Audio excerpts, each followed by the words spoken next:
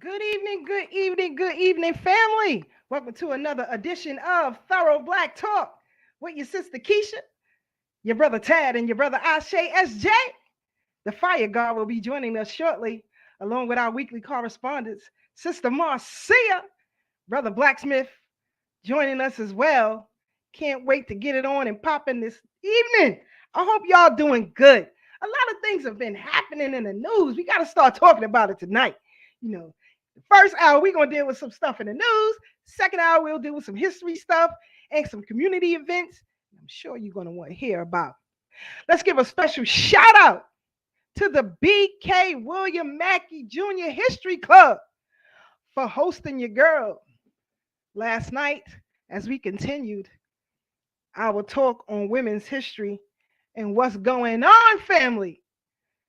Connecting those dots.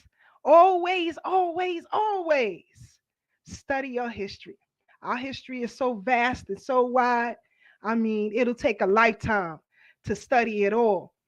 One of the things that I talked about last night was you should always use history as a guide in how you move through life, right? Some of us have a selective understanding of what that is, right? So, say for example, if you walking down the street and you come across an alley where you know is known for murdering people, based on your knowledge and history of that corner or that alley, you are least likely to go down that route as a way of protecting yourself. Same with history. It will guide you in everything that you do. So always keep history in the forefront of everything. Family, I appreciate each and every one of you joining us as we let some of you get in here.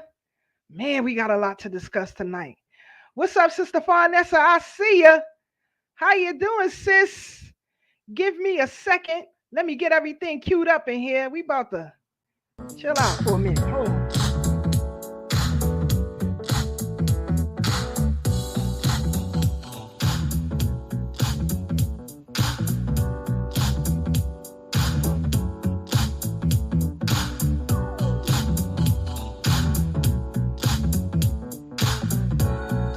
Coming in, family. Let's go, let's go, let's go. Everybody on Twitch.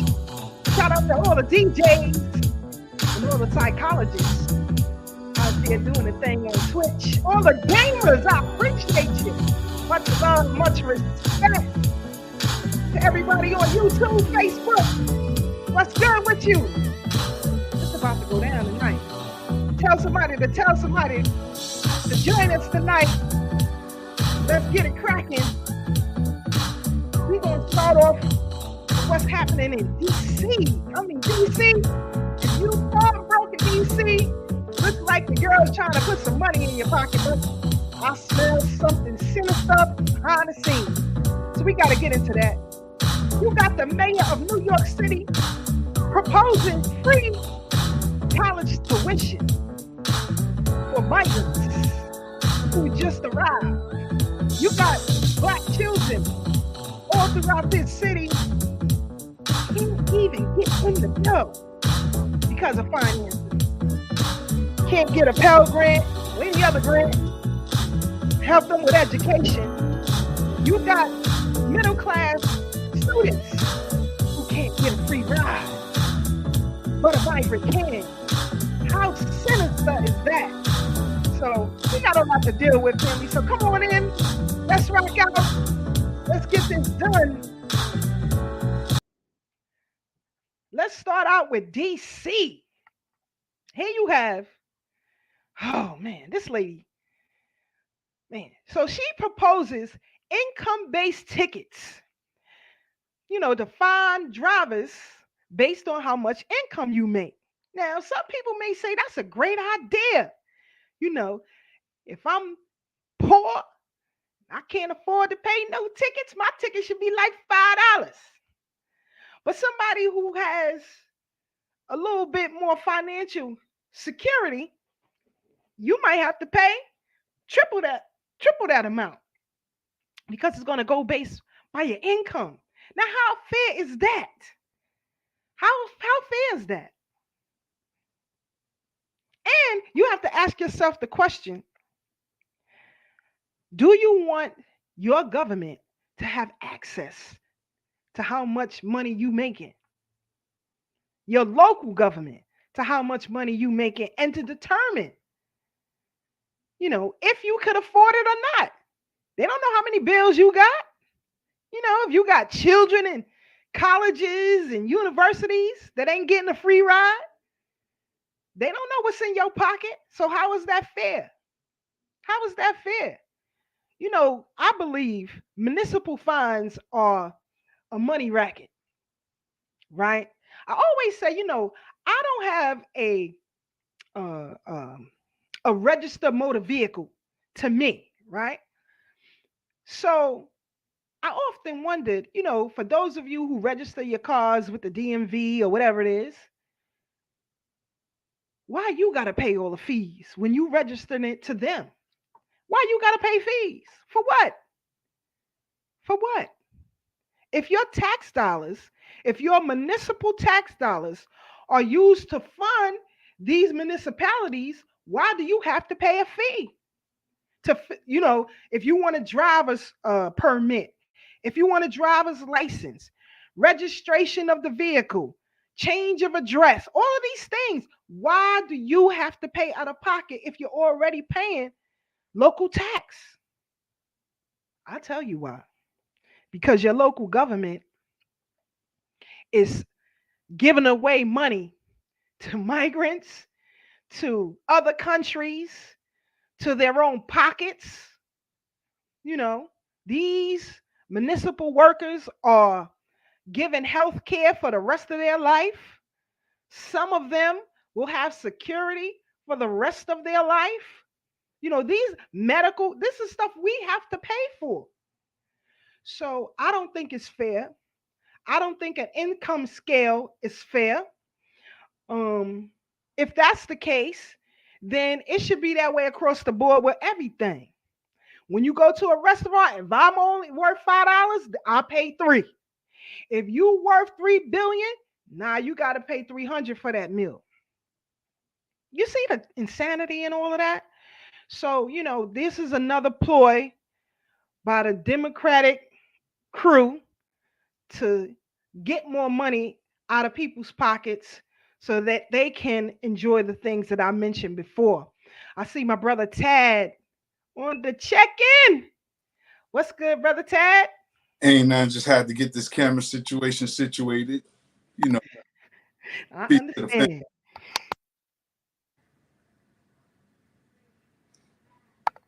Sorry, a little thirsty. That's what I get for doing the brother Tad figure eights. Brother Tad, you would be so proud of me I could do figure eights. I'm already proud of you, sis. It took me a year. Do your thing. Oh, let me tell you, them figure eights are not easy. And I'm get ready to turn it back up, sis. Get ready to turn it back up some more. This summer? This spring? Yes, this spring. Back in the park? Back in the park. Back everywhere. Everywhere. All right. I'm gonna Let me know when it kick off. I think I'm gonna bring a crew. On Prospect Park. What's it doing? Prospect Park, Kaiser Park out in Coney Island, and Scully Park in Stamford, Connecticut. Not to forget Silver Lake Park out in Staten Island. Silver Lake Park, the crowd was sketchy. It was, it wasn't as large as, Prospect Park and Kaiser Park and Scully Park. Dope. So predominantly in Brooklyn and in Staten Island. Yeah. All right, family, you heard it here first. But not Staten Island. Not Staten Island. Brooklyn. Brooklyn. Sorry about that. So, family, you heard it here first. Now, we're already at, my calendar says March 23rd. Yes. Get your hot girl summer on now. Yes. Get your hot girl body on. The website is being tweaked, but it's done. So we'll be launching that soon. And you'll be able to pop in, get workout tips, read my blogs, things I have to say about fitness. And it's going to be a little more than fitness too, just about life skills, coping, how do we adapt in this new world, changing our mindset, because, people are going crazy trying to keep up with the insanity going on out here. And we have to stake our flag in the ground like, yo, this is our position, and we're not doing all that over there, you know.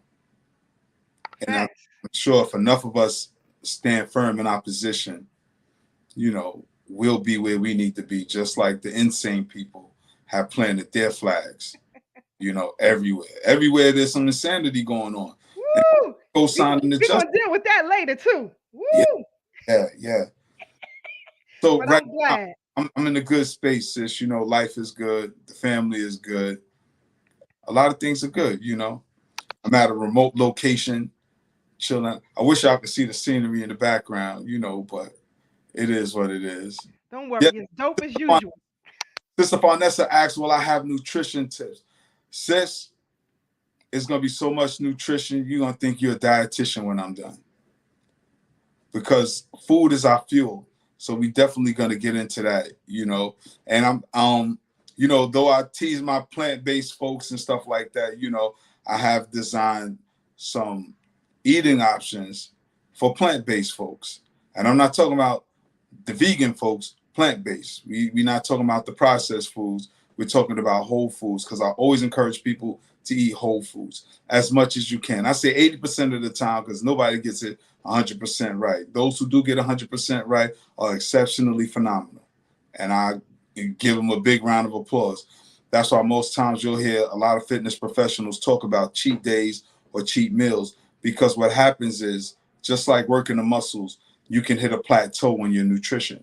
So your body will have a healthy response to it, but then it gets acclimated to it, it gets used to it, and then you won't see any more progress. So what you would have to do is have a quote unquote cheat meal or a cheat day, and your body will recognize it as something foreign. It'll start attacking it. Your metabolism will kick up, go into overdrive, trying to get all that sugary junk out your system, or whatever it is that you're not supposed to be having, and that's how the body works. The body's a phenomenal thing. Our body is a system full of systems, and some of the presentations that I'll do on the website, and a lot of information will talk about those different systems, like the lymphatic system, the cardiovascular system, skeletal system, muscular system, the nervous system, because it's not just those words that I say, like the central nervous system. Like the nervous system, you have your central nervous system, your peripheral nervous system. You got so many different systems operating to keep us at optimal health. And in the times that we're moving in, we definitely want mental clarity. We want the system of thinking to be a critical one, and one that could carry us into the future, So yeah. I'm So looking forward to it. it's always better days ahead, baby. So Because I told you I have a client for you. no He doubt. is extremely difficult. Mm. And so, why not dump him on Tad? Why do I have to deal with it? That's right. Look, Why? I Why paid all do you the money. let my brother help me out? And it's crazy, sis. I took my bike out the shed last week. Took it to get a nice little tune up. So because I done signed up for the 40-mile bike tour again, so I will be back out there. But I haven't rode my bike in 2 years. So I have to brush up the skills and get back to it, which I'm looking forward to. So, it's no biggie. Yes, indeed. I was just messaging with my sisters earlier today. My middle sister, she just got a new bike. So now we all gonna be riding together. But I tell you, bike riding is no joke, especially when you haven't been doing it for a while. Right. It can be kind of difficult, depending on your stamina and your endurance level. Yeah. So And your goals.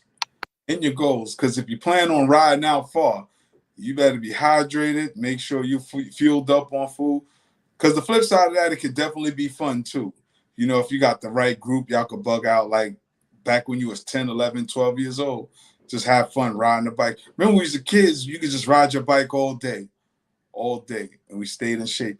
And that's what I'm looking to do, get back into that youthful spirit of just enjoying life. Unfortunately, we've been conditioned that as you get older, everything got to be super serious. And there are some things that we should take serious. But for the most part, let's enjoy life, man. We here for a good time, not a long time. Before we know it, it could be over. absolute facts. You know, we both know from losing so many loved ones and friends, you know, life is a gift. Yes. You have to live it. I was rewatching this weekend the interview, the Drink Champ interview with Papoose, right? Okay. And he was talking about you know, him and his family being financially secure, but that financial security does not trump character. And it's very important. And I always say that, get your EY in check. I mean, you can do a lot of things in this world if your character is good. And you can have all the intentions in the world, but if you have bad character, nobody gonna rock with you. And sis, I can say, knowing Papoose personally, that's a brother of good character. He is. You know, we were hanging before Remy got out, and I'm gonna tell you, hanging out with him, he don't flirt with other women, he don't entertain it.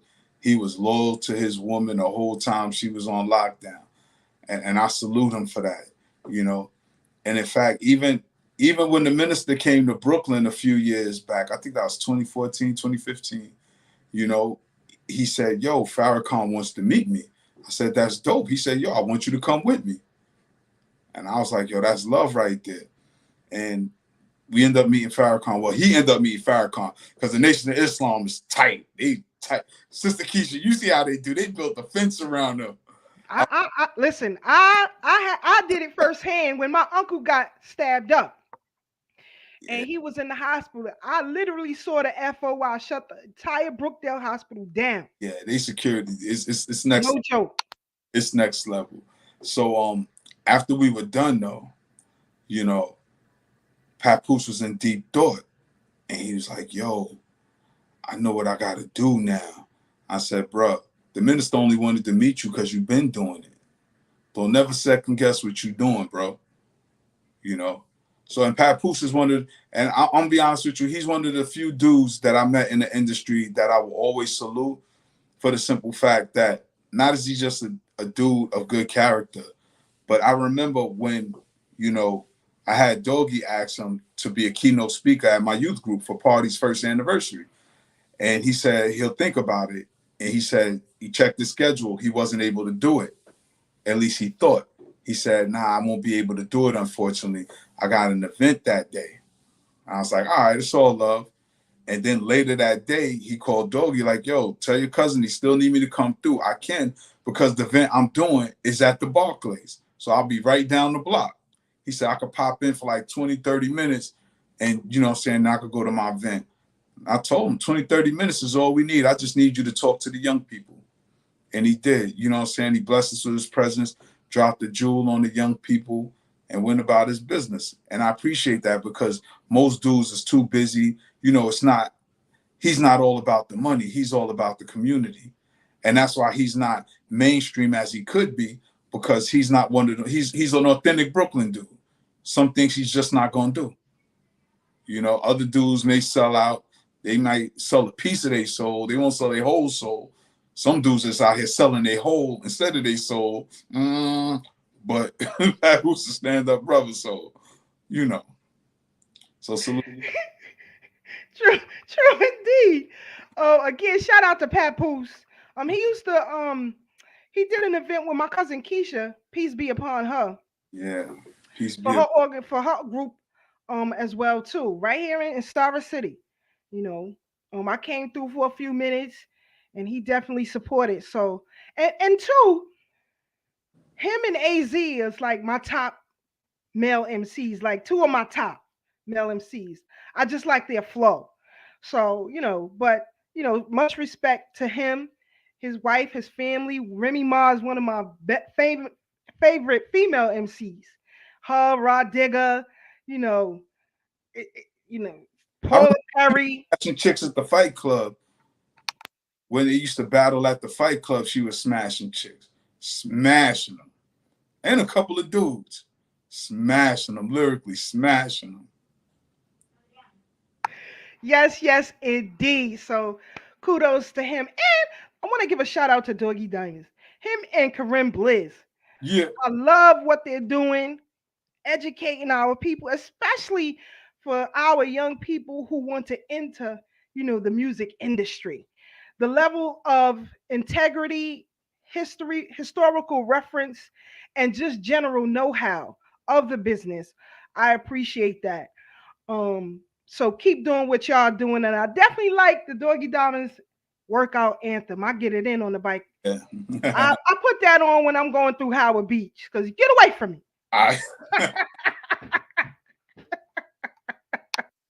Yeah. Definitely shout out to them. I'm about to shout out Howard Beach. Haven't you heard? This is not Johannesburg. I remember that march years ago. Yeah, I was a youngin' trying to learn, getting my feet wet. Yeah. Yeah, good times, good times. I can't hear you, sis. Yeah, I want to give a quick shout out again to the BK William Mackey History Club for having me out last night. We had a great time.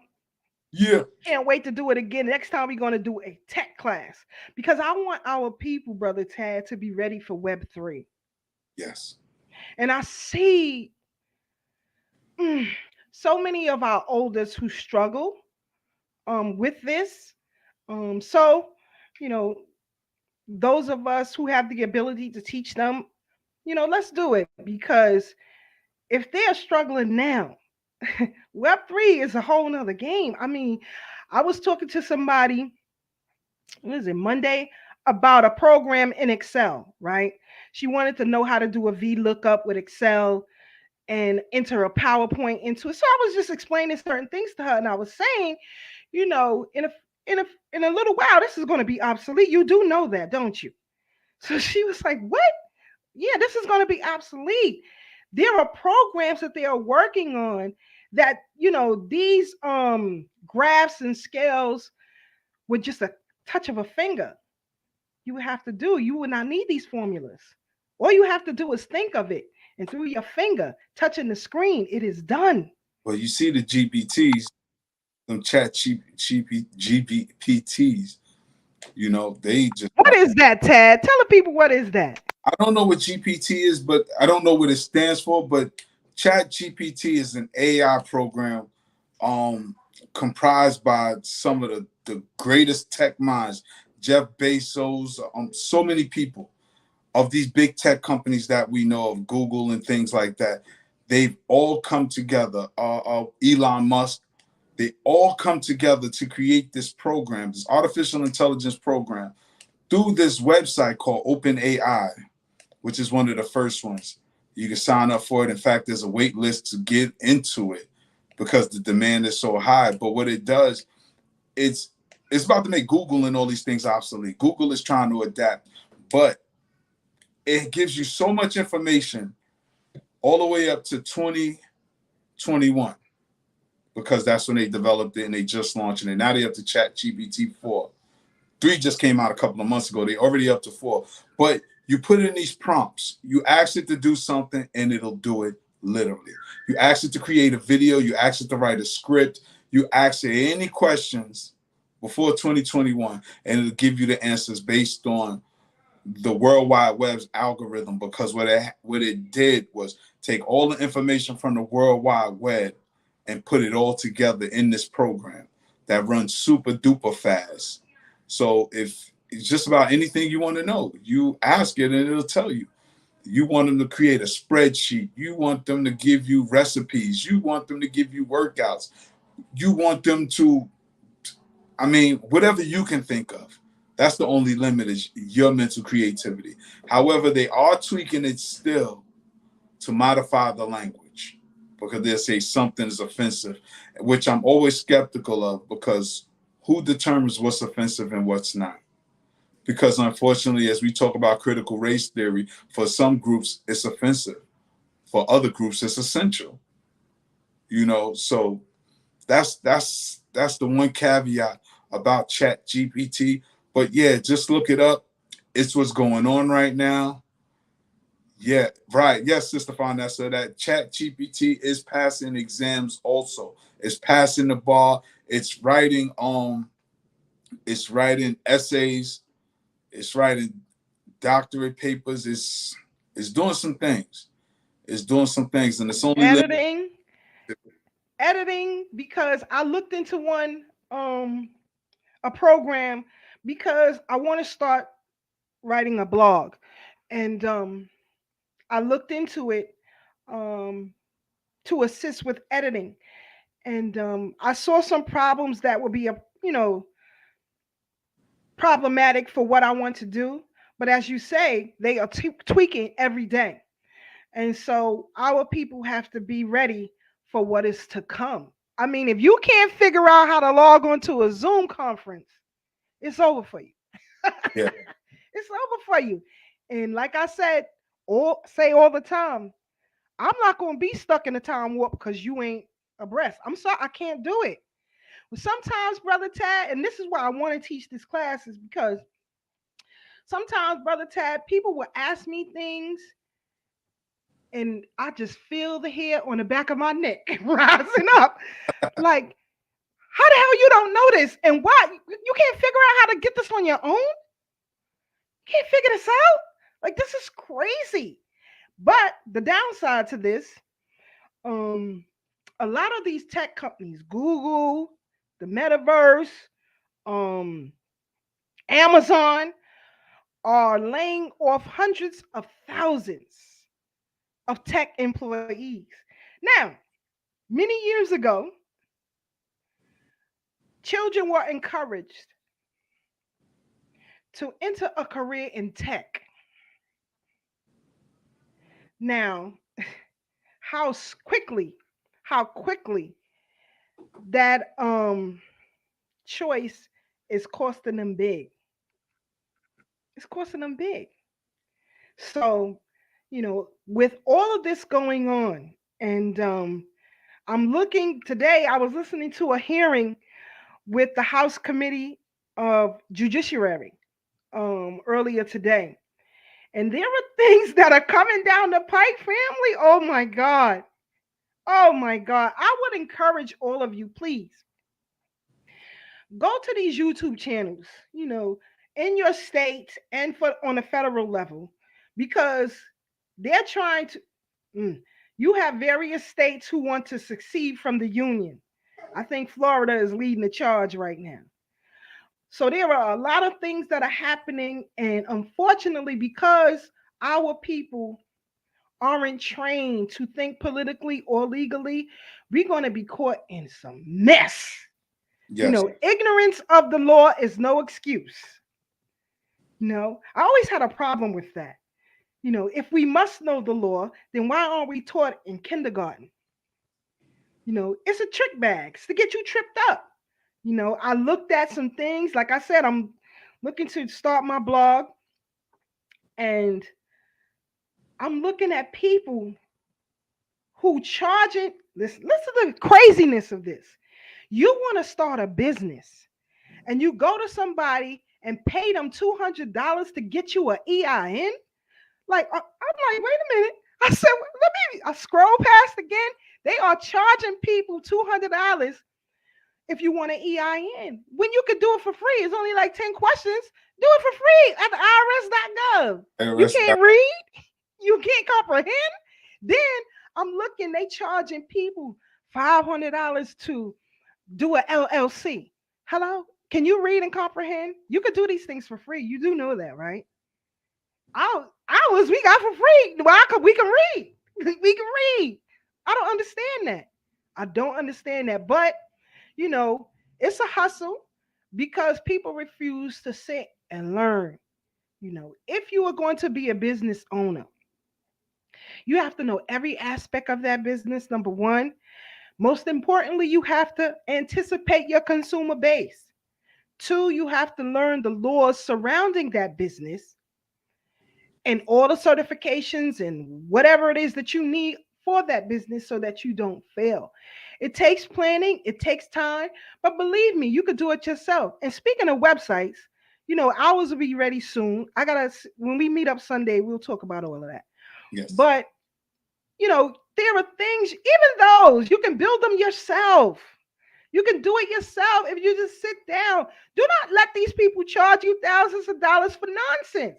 If you can sit and read a book, then you can sit and do this thing yourself. Well, It is not that difficult. Keisha, And what I've realized is a lot of people are, they don't have the desire to learn these things as much as they say they do, because they spend too much time doing other things that doesn't serve them and getting their goals accomplished.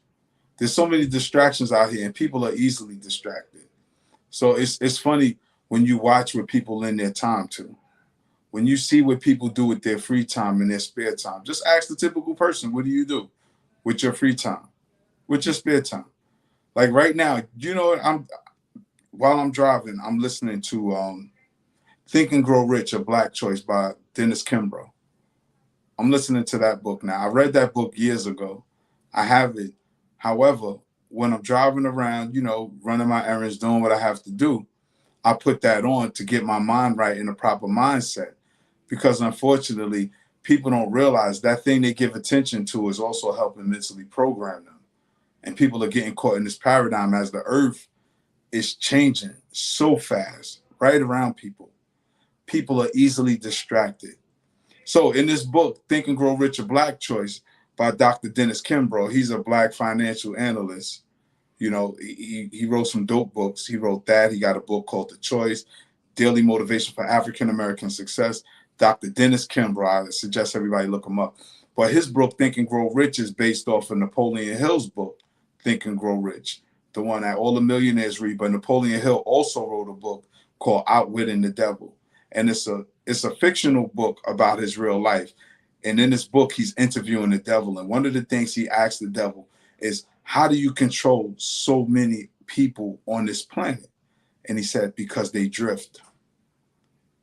He said they drift. They go through life with no goal, no direction. So I just give them a little distraction, something to tempt them and make them, you know, people make the choice to follow me, is what the devil say. And that's true because I watch it so many times, especially coming from the hood. And even in all levels of life, as you progress, new level, new devil, new level, new devil, no matter which stage of life you in, you'll see people who are at a certain level, but why they won't make it to the next. And what each of us should be trying to do is improve ourselves in every way we think is feasible. And despite what other people may think, we have to do what works for us and our lives.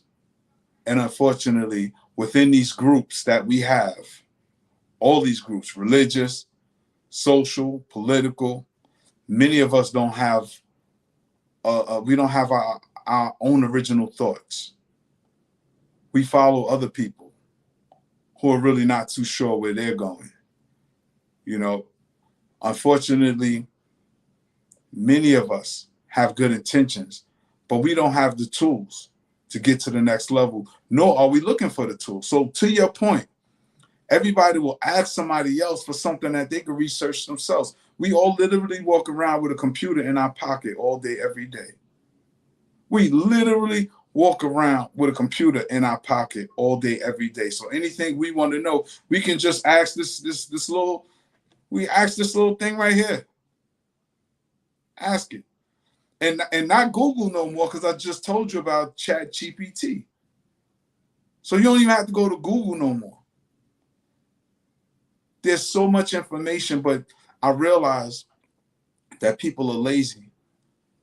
And I don't like to play the blame game. This is just an observation that I have. Because things that I do in my spare time is to educate myself, to move me to the next level. So I'm not stuck this year where I was last year. You know, I have visions for my life. I have goals for my life. I have things that I'm working on, that I'm implementing, that works on my time, not other people's time. But as we watch, folks, we watch people who haven't made any progress in their life at all. And we're taught to shun and hate successful people. We're taught that anybody that got money is they're evil. They're practicing this white supremacist society. Capitalism is white supremacy. But show me one freedom fighter that don't need money. Show me one that's not out here earning money. Freedom ain't free. And we got to stop looking at money as some type of bad thing that we repel. Money is a tool. Money affords you choices. it creates options for you. Money can change your life literally. It could change the life of those you love. I know that's why I go to work. I go to work for the people that I love. And I manifest more every day. Exactly. It's a Oh, part of my daily manifestation. Sister Keisha, I was just sharing with somebody just now. I thank God every day when I talk about my days. When I get up in the morning, I am so thankful. I don't know if it's my mother's or my cousins, the creator, but I am so blessed right now. I am so, so blessed. It's like, it taught me a new level of humility because what I have now can be taken like that because I'm blessed. I do have an abundance. I am not lacking. Things have changed so fast, so fast. And I'm still moving in that direction. But what has happened, right, Sister Keisha, is I've been preparing every day, every trial and tribulations, every tragedy and every triumph is bringing me to this day that's going to carry me into tomorrow, carry me into next week, next month. And I just feel good about life. You know, I went to a funeral of a friend I grew up with. Last 2 weeks ago, 4 people that were close to me lost somebody close to them. 4 people close to me lost. So I didn't post it on social media. I said, you know, I definitely got to send them a public shout out, you know, but they know they have my condolences through private text message. But, you know, people, attention is the new currency right now. Attention is the new currency. So to fit in today's paradigm of socially acceptable behavior, right? We do public shout outs, Facebook, Instagrams, salutations. There's nothing wrong with that. Show love. It's your birthday. You lost somebody. We publicly acknowledge it. Though we remember a time when it wasn't always like that. But I just realized how fortunate I am. Every day that I'm still alive, I'm still here, I'm still breathing, I still got my limbs, got good things going on. And it just feels good, sis. It just really feels good that it is humbling. Because Facts. remember years ago, riding high and then it all come crashing down. And that's how the universe works. That's frequency, the ebb and flow. Frequency go up, down, up, down, up, down, up. That's frequency. You know, this too shall pass. Whether it's good times or bad times, it's all temporary. Ain't that right, Brother Blacksmith? What up, yo? What up, what up, what up, Sister Keisha? How you? How y'all? Alive and kicking strong. Like Bruce Lee. Hey, I'm sorry. I'm sorry. Go ahead, Tad. Ask me the question. Now I said we alive and kicking like Bruce Lee. What's up? Oh, that's what's up. Hey, I'm sorry about the last 2 weeks. Man, I was trying to get on. They was kicking me off as soon as I get in. I just listened. So it was a great show last week. I miss y'all. I'm glad I'm back, and I'm ready to go when y'all give the stimulus for me to say something. Give it back to y'all. Sister Keisha, take it on. Good to have you Black with us again. Happy birthday to Kyrie Irving today. I'm standing with Kyrie today. Oh, wow. Today? Yeah, today is his birthday. I'm rocking out with Kyrie today. You know, I bought this shirt the last time we was together, Tad. That's right. That's right. So I said I'll wear my Kyrie shirt but today. sis, one thing I meant to ask you earlier. Where's the fedora? Troublemaker over there. I was standing with Kyrie while he's still in Brooklyn because he's gonna be out of here. But while he's still in Brooklyn, I put on my Brooklyn hat today. No doubt. I'll be back. I'll be back maybe with the lavender one next week. I'm coming with lavender next week. I'm telling you, but I was telling somebody last night, don't play with my. He said he liked my fedoras, and I say, man, let me tell you something. When it comes to my shoes and my fedoras, you better leave me alone.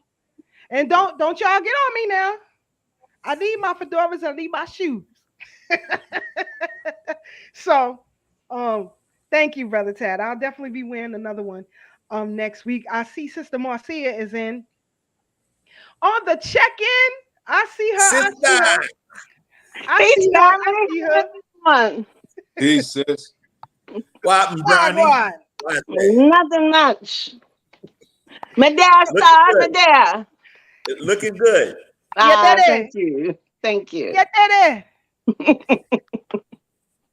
So, Family. Now let's get into it. Here we have a proposal. Mm-hmm. Free college for migrants. New York City SUNY Sullivan proposal. Up to 100 participants, 1-year program, free tuition and board. Estimate cost of all of this, Wow. 1.2 million. Now, how is this so?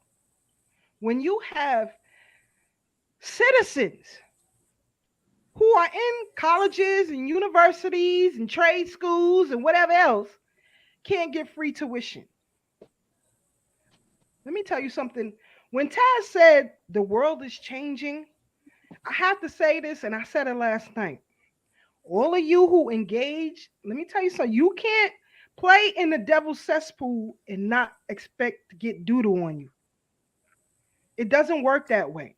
You can't hang out with thugs and criminals, and if they get caught up, you cannot expect not to be rounded up in RICO just because you hanging. I feel the same should happen for voters. I'm sorry. Voters have to have a better responsibility to the things that they engage in. We have to be smarter. We have to be smarter. And now you have, and what's her name? AOC, who's talking about the inclusivity of LGBTQ. Reading materials in public schools. Now, first, they took control out of public schools from the parents, right? Parents used to run the schools. They used to be on the boards. Intellectual educators used to be on the boards. Now you have mayors and governors controlling the board. Wow. Now, Governor Kathy Hochul of New York just proposed a tuition hike for citizens who go to school. But they get free. Listen, when I was in college, I went to John Jay here of criminal justice here in New York. Back in the late 80s, that's when I went. They used to, in early 90s, they used to always threaten to raise the tuition every year. As a matter of fact, the head of all CUNY was Mr. Lynch at that time. Do you know what the black student body used to do? Anybody? Sit-ins, protests? More than that, we took over the campuses. We took hostages on the campuses. If you were a professor, dean, or whoever, and once we locked that building down, you could not get out. We were no joke back then. The black student unions was no joke across the board. And when one school shut down, all of them shut down. Particular event took place, I think it was in 89, if I'm not mistaken. At that time, we had Mayor David Dinkins here in New York. And we shut down the schools. Now, when I went to John Jay, John Jay at that time had a program for mothers. They had daycares where you could drop your kid off and then go to class, at John Jay. When we shut the school down, we all agreed in the student body that we would let the children out, the parents and them out. Everybody else, once you're in, you are locked in. So as we're letting the children and parents exit out, David Dinkins says to the police that they should rush in. Well, that went real bad and real left, right? That's the first time I got to throw hands with police. You hear me? It was a good day. Y'all don't know the feeling to bust a police all of a sudden in the head with a telephone. I'm telling you this. I'm not making these. Hey, Keisha, you talking 89 when the phones was hard, the ones on the wall? Come on, stop playing. Woo! Listen, my job was to lock down the daycare once everybody exited, right? So I had Wow. all the brothers from the student body with me just in case something went left. Well, when the NYPD went rushing in, they were grabbing the children, right? Now, when they Wow. came in, they had already broke the glass doors. So there's glass there. So we wanted to be extra careful with these babies. They were throwing the children. You hear me?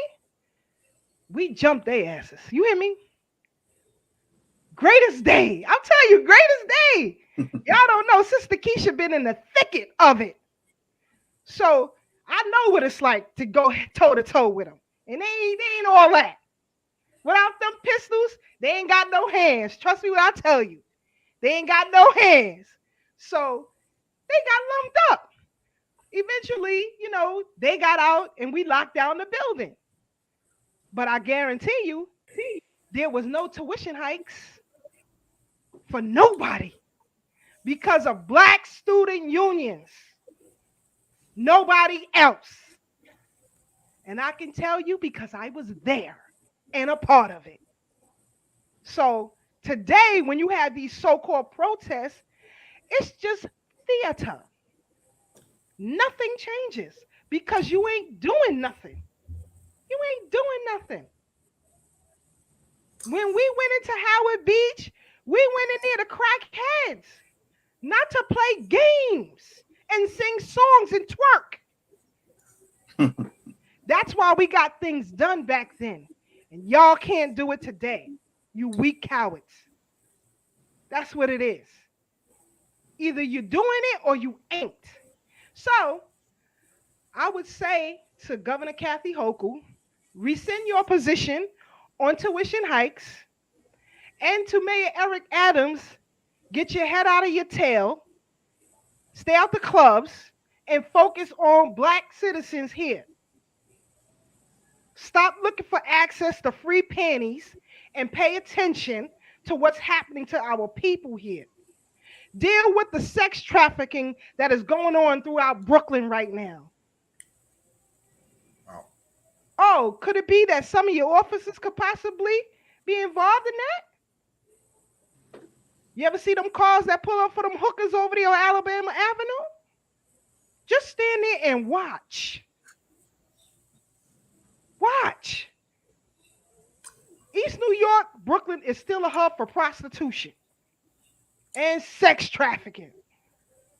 And it goes on out in the open. Wow. So to the politicians who govern this area, you too are weak and are a coward. And I'll tell you to your face, and you know it. So don't come at me sideways, Mr. and Mrs. I ain't got time for the foolishness because this is unjust with what's going on. Your thoughts, Sister Marcia, on this free college for migrants program they want to talk about here? I have a double-edged sword, right? Because my family comes from a migrant background and an immigrant background and stuff like that. And But they they ain't benefit. illegal. Well, listen, I don't know what I don't know, but what I'm going to say is that they benefited from services, right? But at the same time, my family in particularly tried to understand the voice of the people where they were. They didn't come in and manipulate the system and to exhaust the system for the services provided. They took advantage of stuff and then walked on. But some of these programs are definitely exhausting the system for the people that live here, the people that have greater access to the programs available. One of the things that I found now that I'm working in the community a little bit more in depth is that even if you pull the community to the service, they will still not take the service.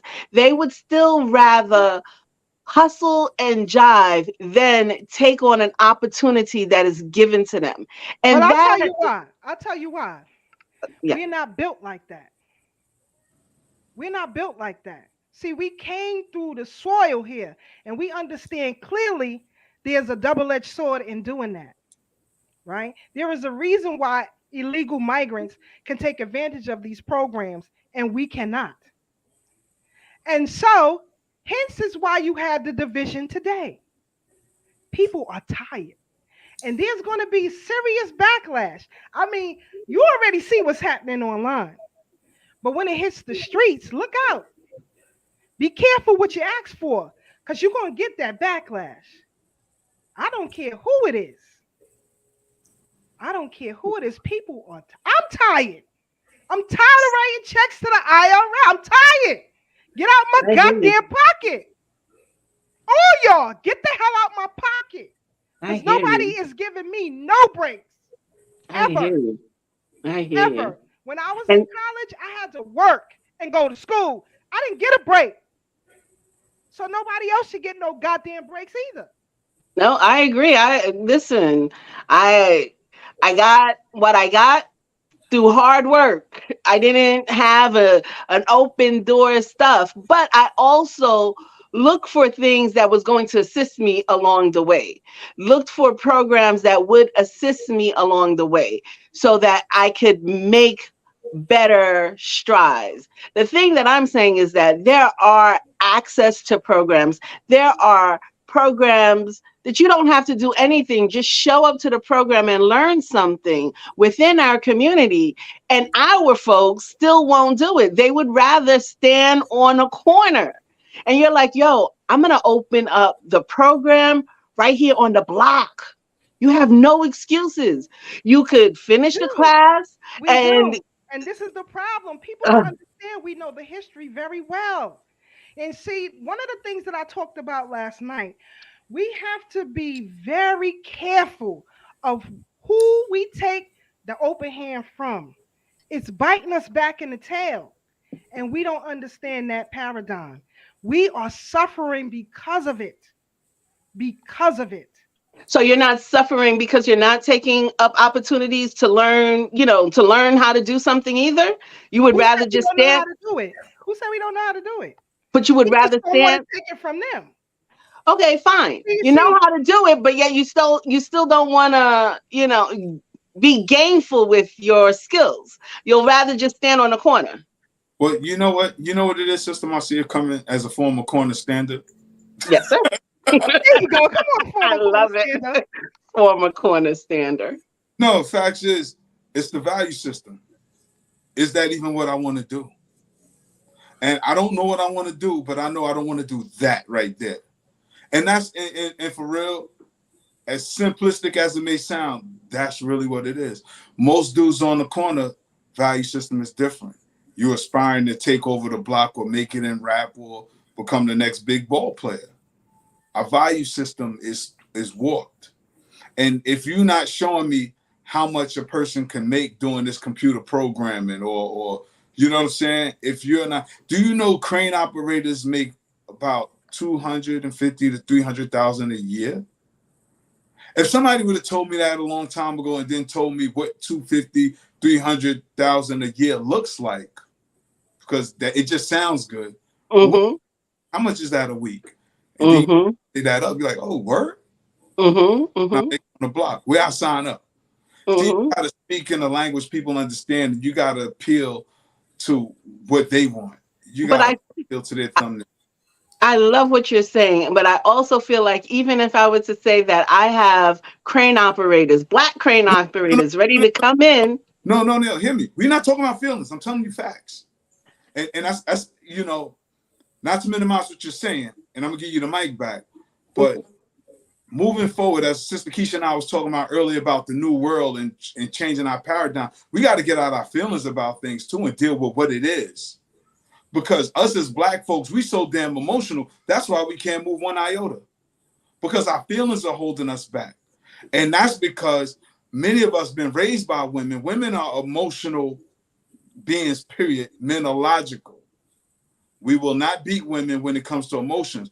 But now women are raising up these boys to be emotional. That's why a lot of these dudes on the corner are emotional. Somebody hurt their feelings, they want to shoot everybody. They don't care who out there. That's an emotional response. Mm-hmm.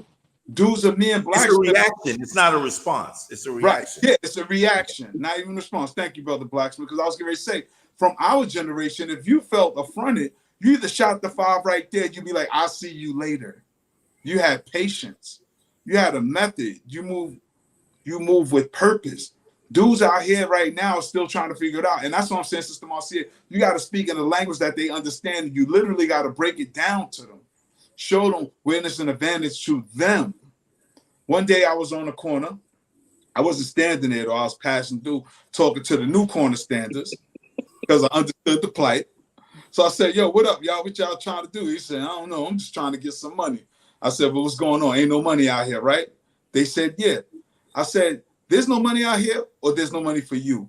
I said, because standing right here in this spot, I see 1, 2, 3, 4 Chinese restaurants. How many Arab stores on the corner? How many nail salons we see? So there's money here in our community. It's just not for you. So how do we get that is what we have to ask ourselves. See, I pulled back a couple of layers for them real quick because they were operating in the paradigm that there is no money out here. Mm-hmm. So if you think there's a lack, you're going to operate in that lack.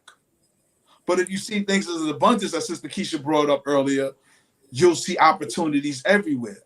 But unfortunately, nobody's talking to us in the language we can understand because we say there's no money out here. Meanwhile, the Asians, the Arabs, everybody's getting paper.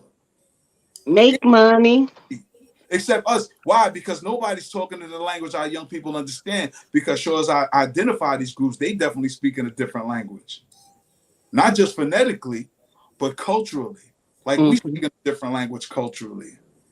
Whether you speak Haitian patois or you know what I'm saying, you know, Jamaican patois, or you speak slang on the block. We all got a cultural way of communicating with one another. But we still got to peel back the layers and get to the crux of what it is that moved that individual.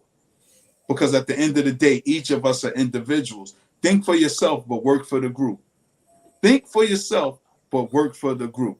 But if we got dummies, we just a group of dummies. Somebody got to be the thinker, say, yo, son, we've been doing this for the past 5 years and it ain't working.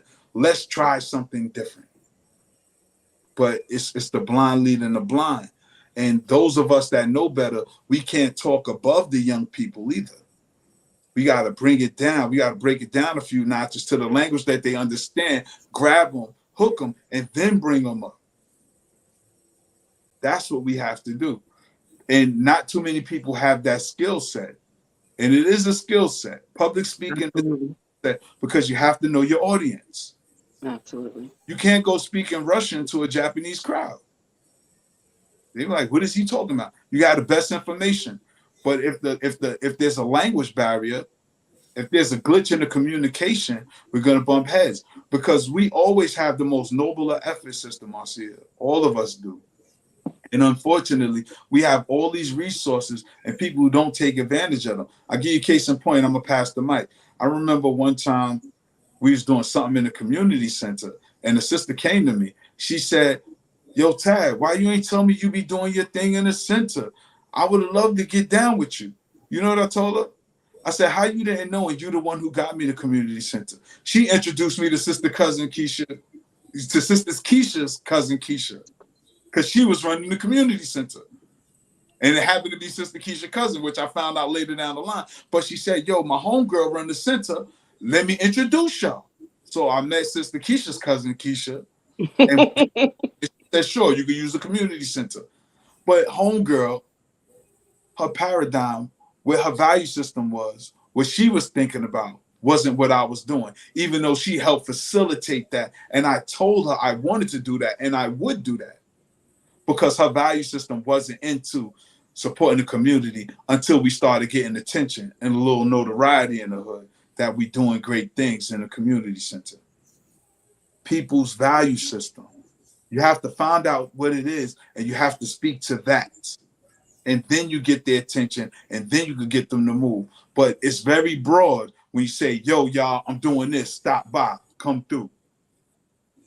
If you ain't got no chicken and Henny, ain't nobody coming. You ain't got no chicken? And they only stand till the chicken and Henny gone. You ain't sending son to get another bottle? You know what I'm saying?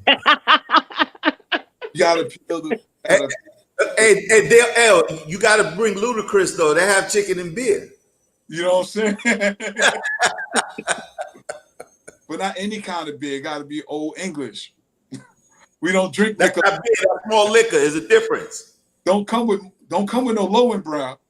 We don't have No Miller Lights. Word, no Miller Lights. Mm-mm-mm. But yeah, Sister Marcia, to your point though, you know what I'm saying? Because we all do it. We try to give as much information as possible. I give dudes all kind of leads on jobs, but if they don't see the value in it, you know what I'm saying? Like me, I've always been about getting some money. You know, so since I was young, I was the only dude in my crew who worked, even as a corner stander. Certain time I'm going in the house, I got work tomorrow. They can hang out, I can't. Because, you know, I've always been a responsible person. As an older brother, always having siblings to look up to, and then becoming a father before I became an adult, I've always had people I was responsible for. So I knew that anything I do is, you know, it impacts the people around me. So I had to be mindful of that. A lot of people are depending on other people. They depending on mommy and grandma to still buy their sneakers at 22, 24, 28, 50. 50, waiting on mommy. And I get it. You know, family is very important. If your family can help you, by all means, but please don't be dependent on them. Yeah. And, you know, the masses of people that I speak with, sometimes, and again, maybe I am in my feelings, but I just disconnect my feelings really quickly after I'm done with the conversation. I don't keep it, right? I think that's the other part of it, right? Whether you hold on to those feelings and then you still have a grudge with the person afterwards. No, you move on afterwards, right? But the problem I see is that you'll talk a good game when you present all the opportunities to leverage things. What happened? What happened? I gave you this information. I gave you that contact. I gave you this. I gave you that. What happened? Did you go meet that person? That person was waiting on you. You know, I told them you were going to show up. Oh, man, I had to show up at that time. Oh, on that day? Oh, I didn't know. You know, like you were saying, the system helped you facilitate the program, but then was like, oh, you didn't tell me about the program. But if I lead you to the water, what else must I do? Pick up the water and put it in your mouth? What else do we have to do as people who want the advancement of our people? Right? That we'll sit there and complain that they're giving everything away to other people, but yet when the opportunity is for you to grab it out of those snakes' hands, you're not grabbing it. You're just like, yeah, it's there. Yeah. Let me say this real quick. I always say this on this show periodically. There's a difference between those who were chosen and those who ain't. And so we get this like all the time. And that's my basic bottom answer for that dynamic. Because either you're going to do it or you're not. Right. And that's what I pretty much. You know, with our people, you know, it's so multi-layered. Because like Sister Marcia said, you'll give them the information. We have to start establishing and identifying goals for the group. But one thing about the group is certain individuals in the group like exclusivity. If it's not accessible to everybody, you feel privileged. And that's what we have to do.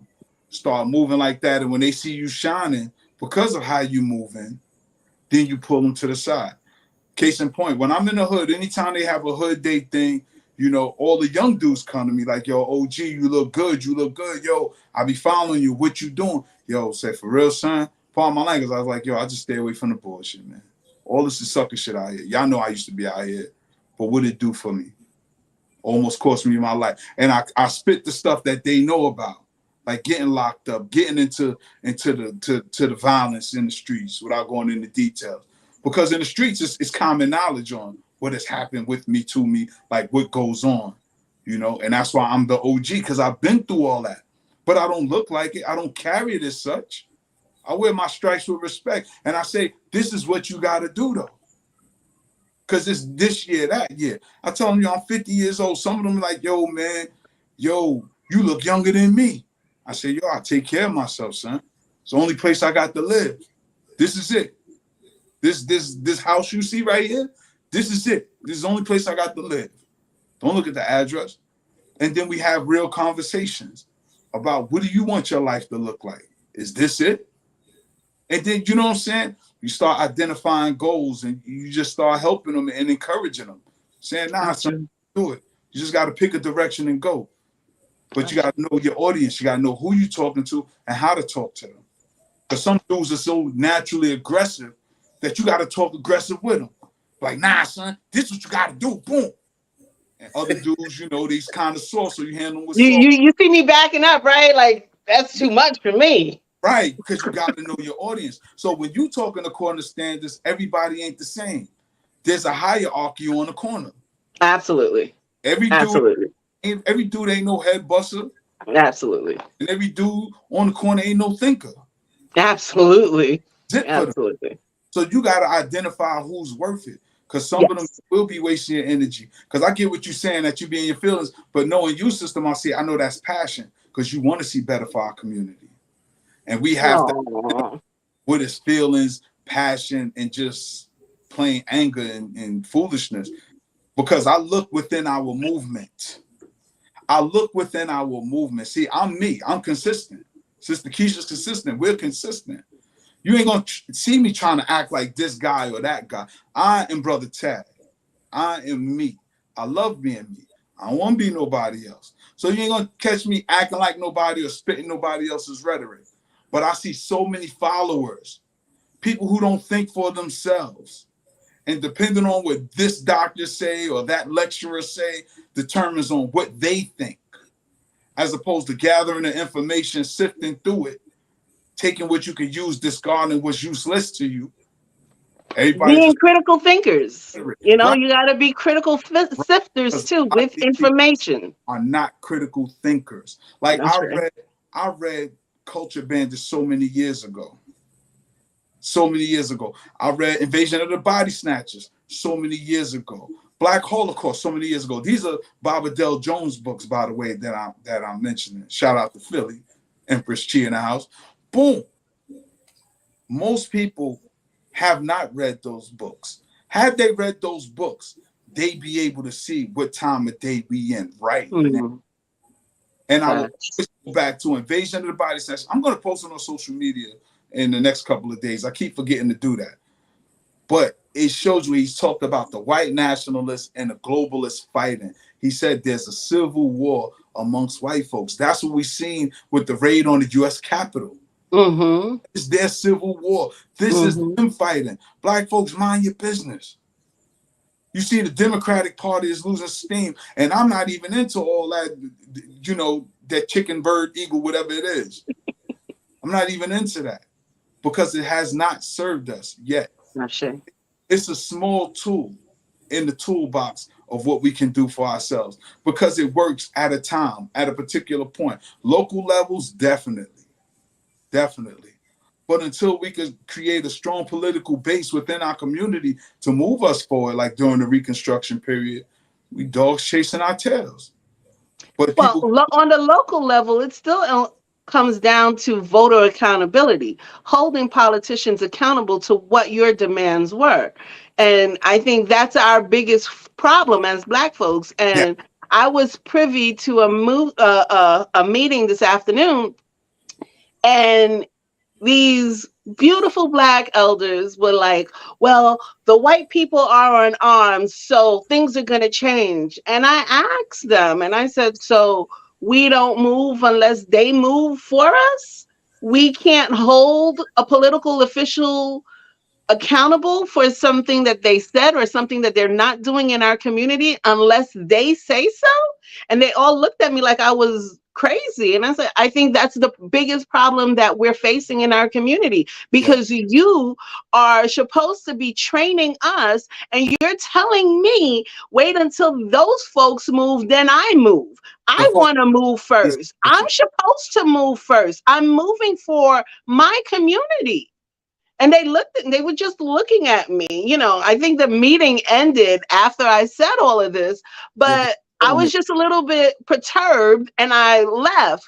But if you're going to tell me that we cannot move unless they say we move, that sounds like some foreign stuff, and I don't believe in that. I must move, and I must find a collective of people that want to move without someone else saying it's okay for you to move. And when you're in some circles, especially in Southeast Queens, they move in a weird particular way when it comes down to politics, and they all want to be part of a picture, but they never want to be part of a solution. And I don't need to be part of nobody's picture. I don't care to be seen. Even that, how we move as a voting bloc, this should be because we are so politically ignorant. I should. First of all, you have to admit that. One thing I learned when running with the Freedom Party is how dumb we are politically. And that's because we weren't trained. It's not discussed openly in our homes as it should be on how we deal with this, right? Even when I hear people's ideas of what we should do, wrong. First of all, talk to somebody who was already on the other side of the fence first, so I can tell you what you're doing is wrong. No matter the passion behind it, you're wasting air. So we have to, as Kwame Ture said, educate politically and organize strategically. You don't need everybody. Absolutely not. The majority of people on the planet are a bunch of followers. To have everybody and to expect that, you are wasting time within itself, right? The majority will do what the prowess tells them to do, right? So if the three of us came with a different force and that force carried through, everybody else gonna follow suit because they don't know no better. They say, all right, it's just like when you get these politicians who talk that black talk to you, you know, they talk that hood talk to you. You're like, yeah, that's right. Feel good. That's right. That's right. That's right. It's just feel good talk. Where's the legislation that you've written that you spoke about right now? Because if you have no legislation and no voltage behind it, then you just came here to talk to me. I don't want to talk. In fact, I hate it. I'm not a person who spends hours on phones and stuff like that. My families, they will tell you, I will hang up. You got 20 minutes because my ears start getting hot. You understand what I'm saying? And it's also, as Brother Taz said, your approach, right? Case in point, when I was the MC for UAM, that's a different energy that I had at the Freedom Retreat, right? So when I took over in that role of the Freedom Retreat, you know, people were saying, wait a minute, she's going to come with that Sister Keisha fire. You forget I'm a mother first? Are you crazy? And I proved my point. Because every time my session was over and it was time for me to head back to school, them young girls was in tears. Every year. I know what I'm doing, right? So even when you had people who had to, I don't know, give their expertise of what it is they wanted to do at the retreat. If you wanted to be a teacher, what is your expertise? What is your professional background? And when I told Mrs. Maddox what I wanted to do on the first weekend I went up there, I said, I'm not going to give you my expertise because I can show you better than I can tell you. It's up to you to believe what I'm saying to you. She said, sure, go ahead. I believe you. That very night, right? My class was the last one of the day, right? It started at 6 p.m. after dinner. Dinner was at 5. They had to clean up and get to my class by 6 p.m. And I don't accept lateness, right? So when they got to my class, it was supposed to only go for an hour. If Sister Veronica is in the chat, she'll tell you, we're only supposed to go an hour. Do you know them girls were still in that room at 1 in the morning? They didn't want to leave. It's the dialogue that I had with young girls. I was a girl in my life. Hello. You know what I'm saying? I know what it is to go through that emotional roller coaster when your body is changing. A man cannot understand that. Until you bleed every month, keep your mouth closed. Yes, ma'am. You understand? Just like I don't know what it is to stand up erect with a penis. I can't tell you that. I gotta fall back. All right, whatever they say, that's what it is. Hell, I don't know. I ain't got one. You understand? You have to know your role, know your audience, know your target, and aim straight towards that. Period. Even when at UAM, that whatever you saw there, that's not how I am with my family members. You don't know me. You see what I'm saying? So you have to adapt to where you are, what you're doing, what's the end goal, and is the end goal for everybody else, for everybody. So that's what we got to figure out. I see Ashe the fire guard. I'm going to let him chew up his fruit before he get in here. But I want to start, family, while he eats fruit. That's my baby brother. Let him eat his fruit. Leave him alone. So I don't know if you guys seen this online. I'm pretty sure all of us have. Team Uganda in this mother. We are Team Uganda right here. It's so arrogant for another nation to impose its policy on another nation. That's just like me going into your houses and telling you how to live. Either y'all gonna curse me out or bust me in my forehead. One of the two. You don't do that thing. You don't do that. And Europeans, Americans, all foreign Urugu powers got a problem doing that. But I also say the continent of Africa must show more physical prowess to other nations. It's time to pull up. Now, whether you agree or disagree with what is happening with the war between Russia and Ukraine, there was a pull-up. Where's Africa's pull-up? Besides doing it to each other, where's the pull-up? And so this is why everybody think they can punk you. Because you ain't showing them nothing. They stand in front of you and piss on your face, and you just say it's rain, they're going to keep doing it. Hold on, I'm getting feedback. Hold on, I think it is. All right. So let me play this little clip, and we'll come back and discuss it. Hold on tight. Here we go.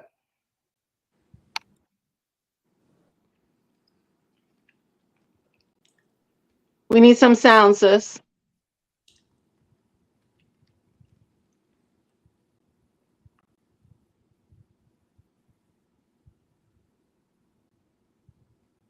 Can y'all hear it now?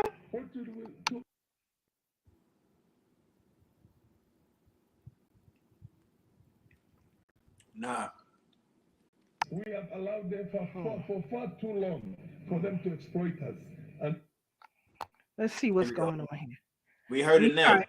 Oh, you can hear it? All right, hold on. Just now, yeah. All right, hold on.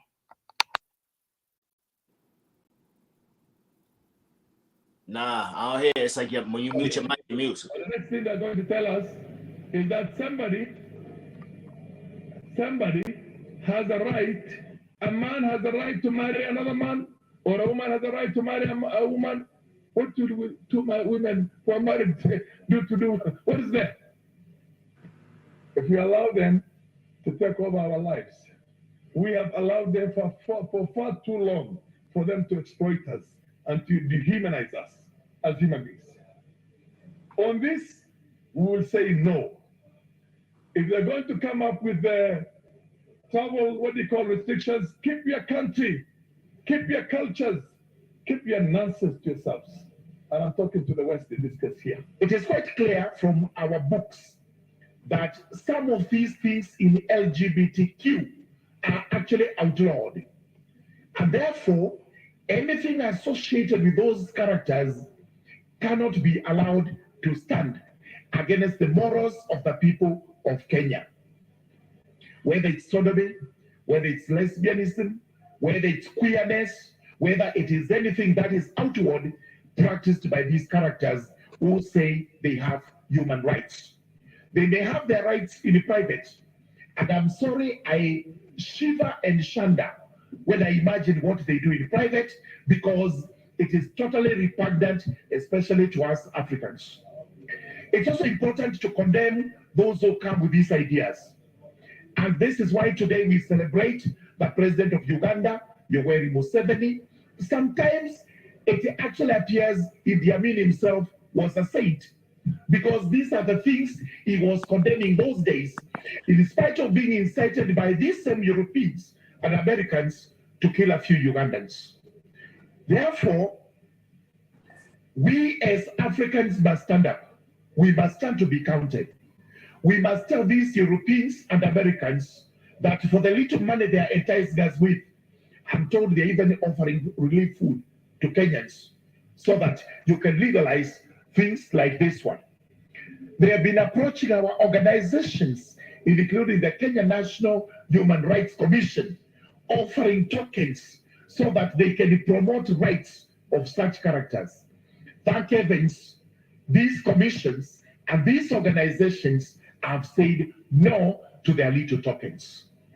Let them keep their bad habits in Europe, in America. Let us, as Africans, keep what we consider to be morally upright and suitable for our society. Speaker, I am a watcher and I'm a fan of National Geographic, which has documentaries. You see male animals being attracted to females, fighting to death.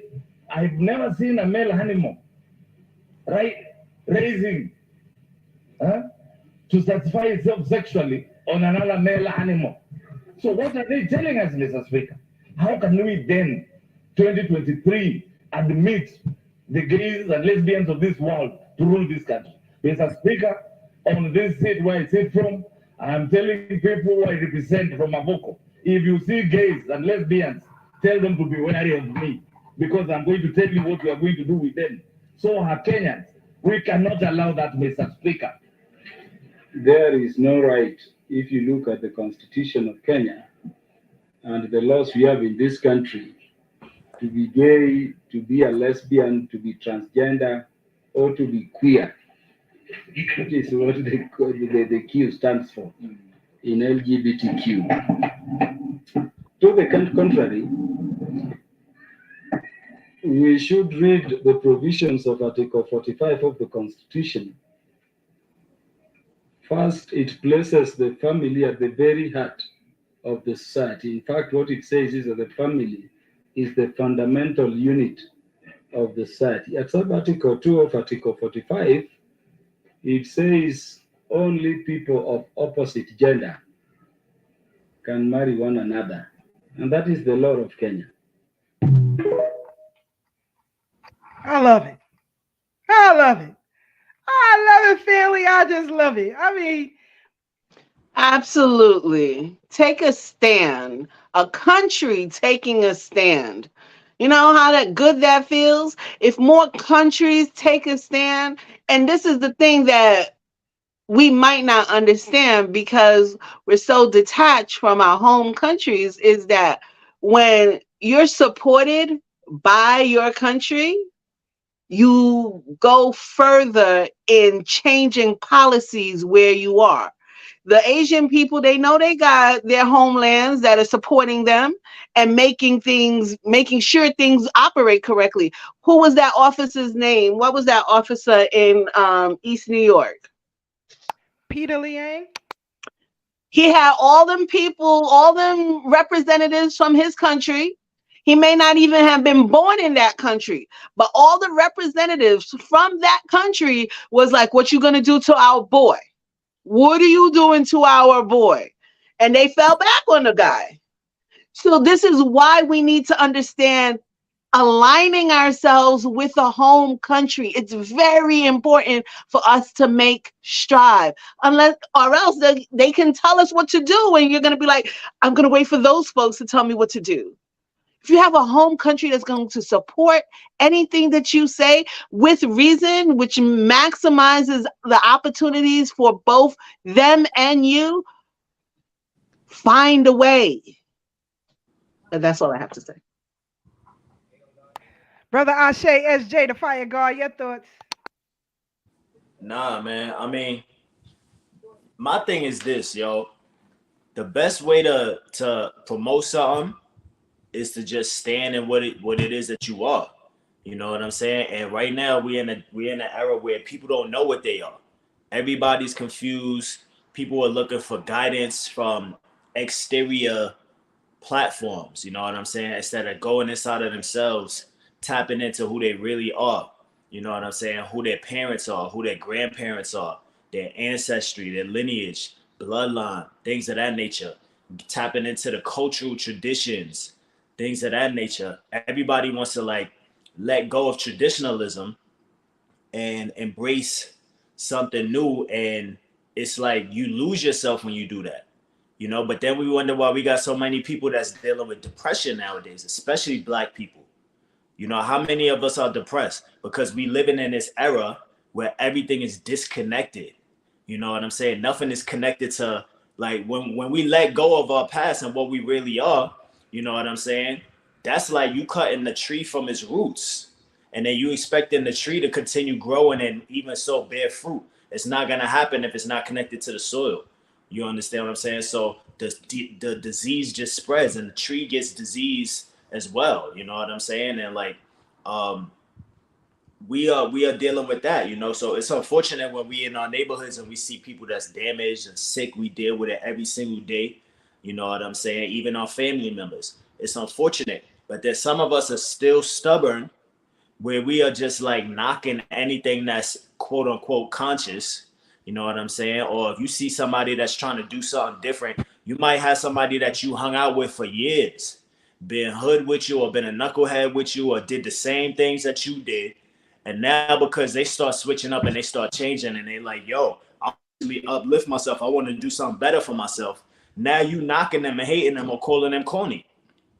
Why? Because you don't have that growth. You're not on the level of growth yet and maturity to understand that, wow, that person is getting enlightened. That person is tapping into something that's actually going to help them, you know? And a lot of us are just so ignorant and stubborn that we'll throw shade on somebody and throw dirt on somebody's name when really all they're trying to do is improve themselves, you know? So, but that's another level of the damage that we're dealing with right now. A lot of us, we can't even support our friends.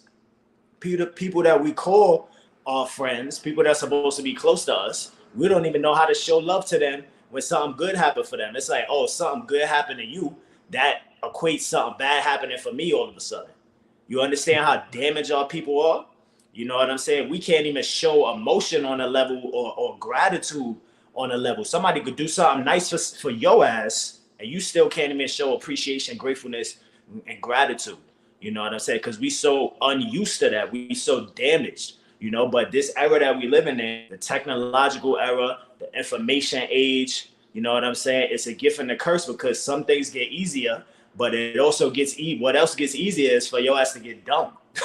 Yo, it'll be real easy for you to sit up here and get dumb, reading all these stupid opinions and comments that people have that are not rooted in wisdom, not rooted in cultural traditions of who you are, of who we are as a people. You know what I'm saying? So you lost out here and you got so many people that read books and think they educated. You know what I'm saying? But the true education is knowledge of self. That's the true education. You know what I'm saying? Doing that real shadow work, peeling back the layers, like my brother says, you know what I'm saying, to yourself, you know, and really trying to build, like start with the foundation and trying to build that house so you could really have something to sit back on. You know what I'm saying? A lot of us, we work all day. We trying to like make money and things of that nature. But when you actually get the money, then you like, man, wow, I don't even know how to enjoy it. I ain't got no friends around me. I'm not healthy. You know what I'm saying? And it's about that support system. It's about stressed out. having that support system, knowing that someone is there to support your ideas, whether it's close knit or, you know, globally. If we have a support system, we can go further. We don't have support systems. We have, you know, we have each other. So we're not lacking. No, it's But interesting you say that because you know, when we talk about the term support, right? Like some people don't even like to use that word, you know, because the connotation that support has come to now is like I said, we dealing with damaged people. So now you say, oh, support me, come support me, hold me down, do this and do that. It's like, yo, I gotta put in the effort, but I'm not receiving nothing. A lot of us are just like in that individual mind state where we like, yo, I'm not doing this and I'm not doing that unless it's doing something for me. And I get it. It's like we in this crabs in a barrel, but like my brother, I think Ty said it couple weeks ago, like the crab habitat is not a barrel. So you put a crab in a barrel, of course it's going to act crazy. You know what I'm saying? So a lot of us are damaged and stressed to the level where it's, like I said, we can't show gratitude or we can't even help each other, people that we say we care about. You know, so when we talk about support, it's like, nah, it gotta benefit me at the same time. And I understand it because a lot of us are struggling. We on the grind, we trying to like pay our bills, feed our family and things of that nature. But at the end of the day, it goes back to what I always like to say at the end of the show. True courage is knowing how to suffer. Making those sacrifices and understanding them as because when we talk about sacrifice, it's easy to get caught up in that as well, where people think, oh, the negative connotation of sacrifice. Sacrifice don't have to be a negative thing. We always look at sacrifice like, oh man, if we say like, oh, I'm gonna go on a diet, I'm not gonna eat no potato chips for 2 weeks. Damn, that's horrible. I can't eat no chips. Well, what about when your ass is feeling healthy because you ain't eating all that oil and all the salt that gives your ass ulcers and kidney stones and all of that? A month later, after eating no chips, you ain't looking at it as a sacrifice. You looking at it as you did it yourself a goddamn favor. You feel me? So like the way we think about things and process things in our brain, we got to start looking at it not from a damaged perspective, but more from a holistic perspective where it's like, yo, all my life, this person might have been doing something this way, but now they found a better path. You know what? I like what they're doing. Let me try to get closer to them so I could do something positive for myself and uplift myself as well. And we spread that energy. That is a better form of not support. And that's what I'm gonna pass the mic with, because I'm trying to get to my point that I'm saying is, instead of support, we have to start looking at things where it's not like, oh, when you support somebody, you just giving and not receiving. You know what I'm saying? Like we have to work together. You know what I'm saying? Where we like, yo, we doing something for somebody, it comes back tenfold. You know what I'm saying? Because naturally it's an exchange, you know? So when we say support, it don't really sound like an exchange. It sounds more like I'm doing something for you and I'm gonna hold you down. But we got to start thinking communal. As Africans, like we used to do, we think communal, so we in unison. So we like, if I do something for you, that is doing something for me. You know what I'm saying? That's helping me, not even just like in the sense like, oh, I'm an India giver. If I do something to you, I feel like now you gonna do something for me later. Nah, just for the simple joy of doing something for somebody that you care about. You know what I'm saying? That feels good. Question. For you, support, there's no reciprocity in the word support. No, I didn't say for me. I'm saying like in general, a lot of us, we don't like to use that word support because it seems like, oh, like I've heard people say support Black-owned businesses. You know what I'm saying? But it's like some people don't want to just support because it seems like it's a one-way street. You know, so what I'm trying to say is like, just take away for the people that have the negative connotation of that word support, start looking at it differently. Start looking at it in a way that when you give, you also are receiving. And that will encourage people to support, but not really just support. And because when you support somebody else that cares about you and is like-minded, you also supporting yourself. But we don't tend to look at it as we supporting ourselves by supporting other people. Yep. Can I take that real quick, Ashay? Just want to say one thing real quick. That's a beautiful way of looking at it. And but like maybe 5% of us get that in a real way, where like support might mean you come to something any one of us are doing. You know what I'm saying? And you don't have to pay to get in, but there's a book vendor there. They got a book you want. You pay them. That's support because it's still circulating currency within each other as one body, if you will. I don't know if it made sense as to what you're saying. You know, it's not always about direct support. It's about spiritual support. Because like Black Wall Street, they kept $1 for what, 30 days, 40 days, or whatever amount of time they kept before they broke it up. So if we keep that concept on a spiritual level, the money will circulate, because money is also, or let me rephrase the word and not say money, currency. And I'm done with that. Yeah, because it's just about exchange. You know what I'm saying? And that's what I'm saying is like, because I was just talking about the people that a lot of our people, the mass majority of our people, you know what I'm saying, that are damaged, we don't support. Like I hear these conversations all the time. Like I went to a meeting where we were talking about on Tompkins. I told you about Black Girl Magic Street. They tried to shut it down. So they had a community meeting, and it was people, Black people, people that look like us that live in Bed-Stuy, that was at the meeting and came literally just to complain because they wanted to shut it down just because it was no trap, like they couldn't park their cars, so they was losing parking spaces because of the open street, so they wanted to shut it down. But they wasn't realizing that all of the money that's being generated for the Black businesses is really going to help the whole community. But these people were literally ignorant and closed-minded, and they like, oh, it's too much people in my neighborhood. It used to be residential. We don't have no parking spaces and all of this stuff like that, and not seeing a bigger picture. But what I'm saying is this one sister, Black young sister, probably like my age, she literally got up, stood up in a crowded room and was like, see, this is why I don't support Black business, because we don't know how to act. You know what I'm saying? So it's like, it's certain people that look at certain things a totally different way. So I'm just addressing those people. Like, we got to shift our mind and our way of thinking, because oftentimes, like, to go with the video that Keisha said, even our people, like when we talk about African Americans or different Africans from the diaspora, whether it's the West Indies or Africa and things of that nature, some of them, we don't even look at each other. Like even us, African Americans, some of us don't even look at Africans, continental Africans, as brothers and sisters. So when Keisha say, oh, we need to have a unified front where we do that, so much of us are damaged that we wouldn't even look at them as brothers and sisters.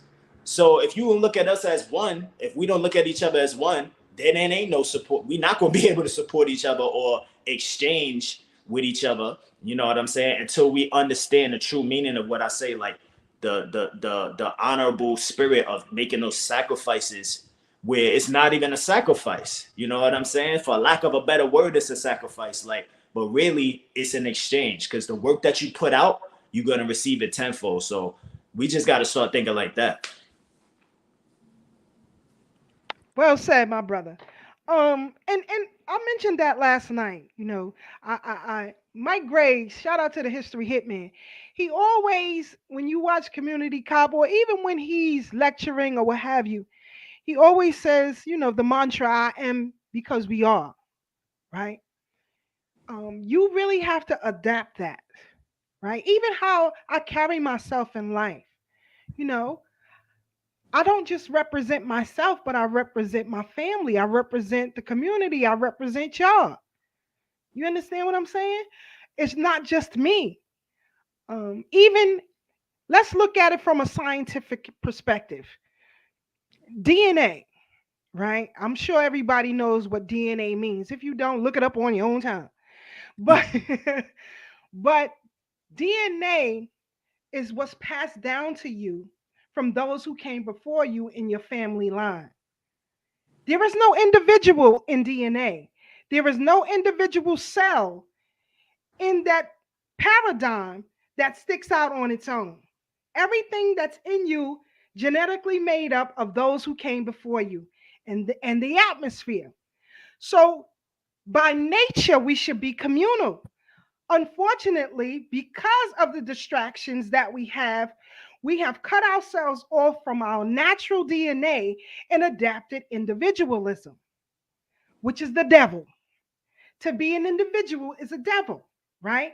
Just like when we were children and your parents send you outside, send you to school, make sure you got clean underwear on. Don't do nothing foolish in these streets to embarrass me. You understand what I'm saying? It's the DNA. You carry all of that with you. So until we understand that perspective of who we are, what makes us who we are, we're going to continue to fail because you've been trained to believe and think as an individual. And that never works. No company works by itself, right? No corporation works by itself. No government operates by itself. No family structure operates by itself, right? So incorporate the true meaning of what DNA is, and that will help you understand your role in life. when everything that I represent my mother, my father, grandparents, great-grandparents, aunts, uncles, cousins, and children. Only 1% of your DNA is you. The 99% is what came before you. Now, I'm no scientist, but my black ass can read. You understand what I'm saying? And comprehend and understand. So we have to understand that. Yo, Keisha, yo, that's so profound that you said that, yo, because like, yo, I like how you even put it. Like you said, cut yourself off from your natural DNA. That's a whole bar right there, yo. Cause yo, it's crazy. Cause like we talked about on a show a while back. I forgot the name of the series, but it's a series on Netflix where they talk about technology in the future, and they talk about how The future of. yeah, exactly. Yeah, that series on Netflix, and they was talking about how they program like like DNA actually stores memory, and going forward they found a way to actually program DNA molecules to hold storage. Like they can hold albums and music and files and data in DNA and store it in plants and things of that nature. So if we're talking about that, and we're talking about what Keisha said, cutting yourself off from your natural DNA, all of those memories from your ancestors, all of the culture and the tradition that you naturally are. If you a goddamn fish and you got it encoded to swim in your DNA, you know certain animals, when they give birth, they don't even stick around to rear the child of that animal. They give birth and they either die or they leave the animal on its own. And the animal learns how to swim or fly on its own without a parent. So that means the genetics, the DNA, those memories of that is encoded in the DNA. So if you cut yourself off as an African from that DNA, and not only cut yourself off, but you reprogramming your own goddamn DNA to be something that you not, you know what I'm saying? You're not gonna fly if you a fish. It's no way you could program yourself that. So you are African cutting yourself off from your natural DNA, and you reprogramming yourself in this era of technology and information where everything is warped, everything is upside down, we confuse, everybody confused, everybody's depressed because we don't know who we are. Now we trying to be something that we're not. You know what I'm saying? Of course, you're not gonna have that those memories, and you're not gonna be programmed to be your natural African self. And of course, you're gonna have diseases, and of course, you're gonna be stressed out and depressed and damaged because you cutting yourself off from what you naturally have in your body, in your spirit. You know what I'm saying? So that's really deep. So don't, like Keisha said, don't cut yourself off from your natural DNA. That's a whole bar right there, yo. Facts. And you just think, like, you ever walk down the street and somebody say, you look just like your mother, or you look just like your father. I can see your father all in your face. It's genetics. It's the DNA. So please, families, please stop thinking individual. Hey, Your Keisha, behavior affects the group. Go ahead, Brother Black. real quick, to add on to what Ashe said, now imagine the jibby jab with all that you just said, bro. On top of everything you said, you a product. You a whole cyborg right now. What? There was a report going around. I'm sure one of y'all heard it a few weeks ago about some dude went through a cemetery looking for people's code number or whatever shot that they took or whatever, and he was getting them like hotcakes, popping up like they still living inside. That messenger RNA that recombines is living in the people, and their numbers is coming up. Lazarus? Came to the plots. Are you saying there's Lazarus happening? Hey, I ain't saying nothing. I'm saying I'm just saying, you said he went to the cemetery and yelled out some names and people started calling up. I'm gonna put the link in the chat. Oh, dude. Drop the link. But staying on that vein, go ahead, Brother Tad. You got a comment on this? Nah, I'm just saying, we living in the night of the living dead, like pretty much. We are. You walk, listen. We are. You see these dope fiends out here today? It's a whole nother thing. What are they smoking? Well, that trank. Let me tell you this. I would encourage you all to take the subway to Times Square and just walk down from Times Square. Don't go too far. Just go to about 38th Street. That's about 3-4 blocks. Yep. When I'm telling you what's going on out there, listen. When I'm in the city, Yeah. woo, I move like a thief in the night. Woo, woo, woo, woo, woo, I'm on the gone. Long Island Railroad and I'm scared. No, It's crazy. no, I don't want to take the train. No subways for me. Yeah. And one time I missed my train coming out of Manhattan, and everybody was like, well, you know, it's going to be an hour until the next train. I'm waiting the hour. I'm not taking the E train. I'm not. I don't want to. Crazy. It's bad. I don't want to. It's bad.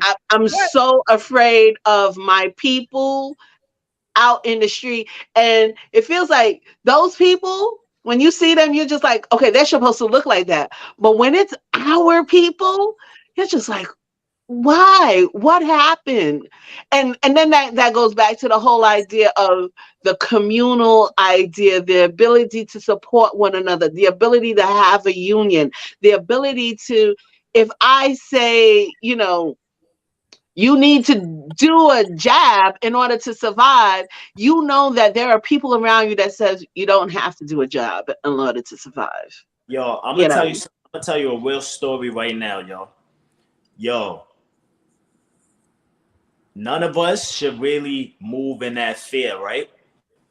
Because when you move in that energy, that's what you attract. And I know you know what I'm saying. You attract that, you know what I'm saying. And none of us should really fear our people. Unfortunately, yo, I had this dope story, right? I was literally what Keisha just said. I was on like 8th, I think it was 8th Avenue, and probably like 41st or 42nd, 40th Street, right there, away from Penn Station. Mm-hmm. Yep. Brother Ray just said 8th Avenue. 8th Avenue, 9th Avenue, 10th Avenue is where it's a little bit cleaned up. Yo, but 8th, 9th, and 7th. It was this sister, right? Young sister, probably like my age too. Doped out. She wasn't on no crack. She was on like Molly and all them other crazy drugs. And she was just yelling at everybody walking past her. She trying to debo everybody, right? So boom, I'm standing there. I'm like on my phone or something. So it's a matter of time. She gonna say something to me because she testing everybody. So I said something to her. I just start talking to her or whatever. I start talking to her like a regular person. Then I actually asked her, I'm like, yo, what you want? What you high on? She told me. She said she on Molly. Then we start having a whole conversation. I'm looking at this system. I'm like, yo, it bugged me out. Because she was on drugs, but she was beautiful. She was literally like, looked like an African supermodel, like Naomi Campbell or something like that. She was just like, had scars on her face and like all crazy because she was drugged up and all that. But she was young. And I'm just like looking at her like, yo. And I had a discussion. I just started talking to her.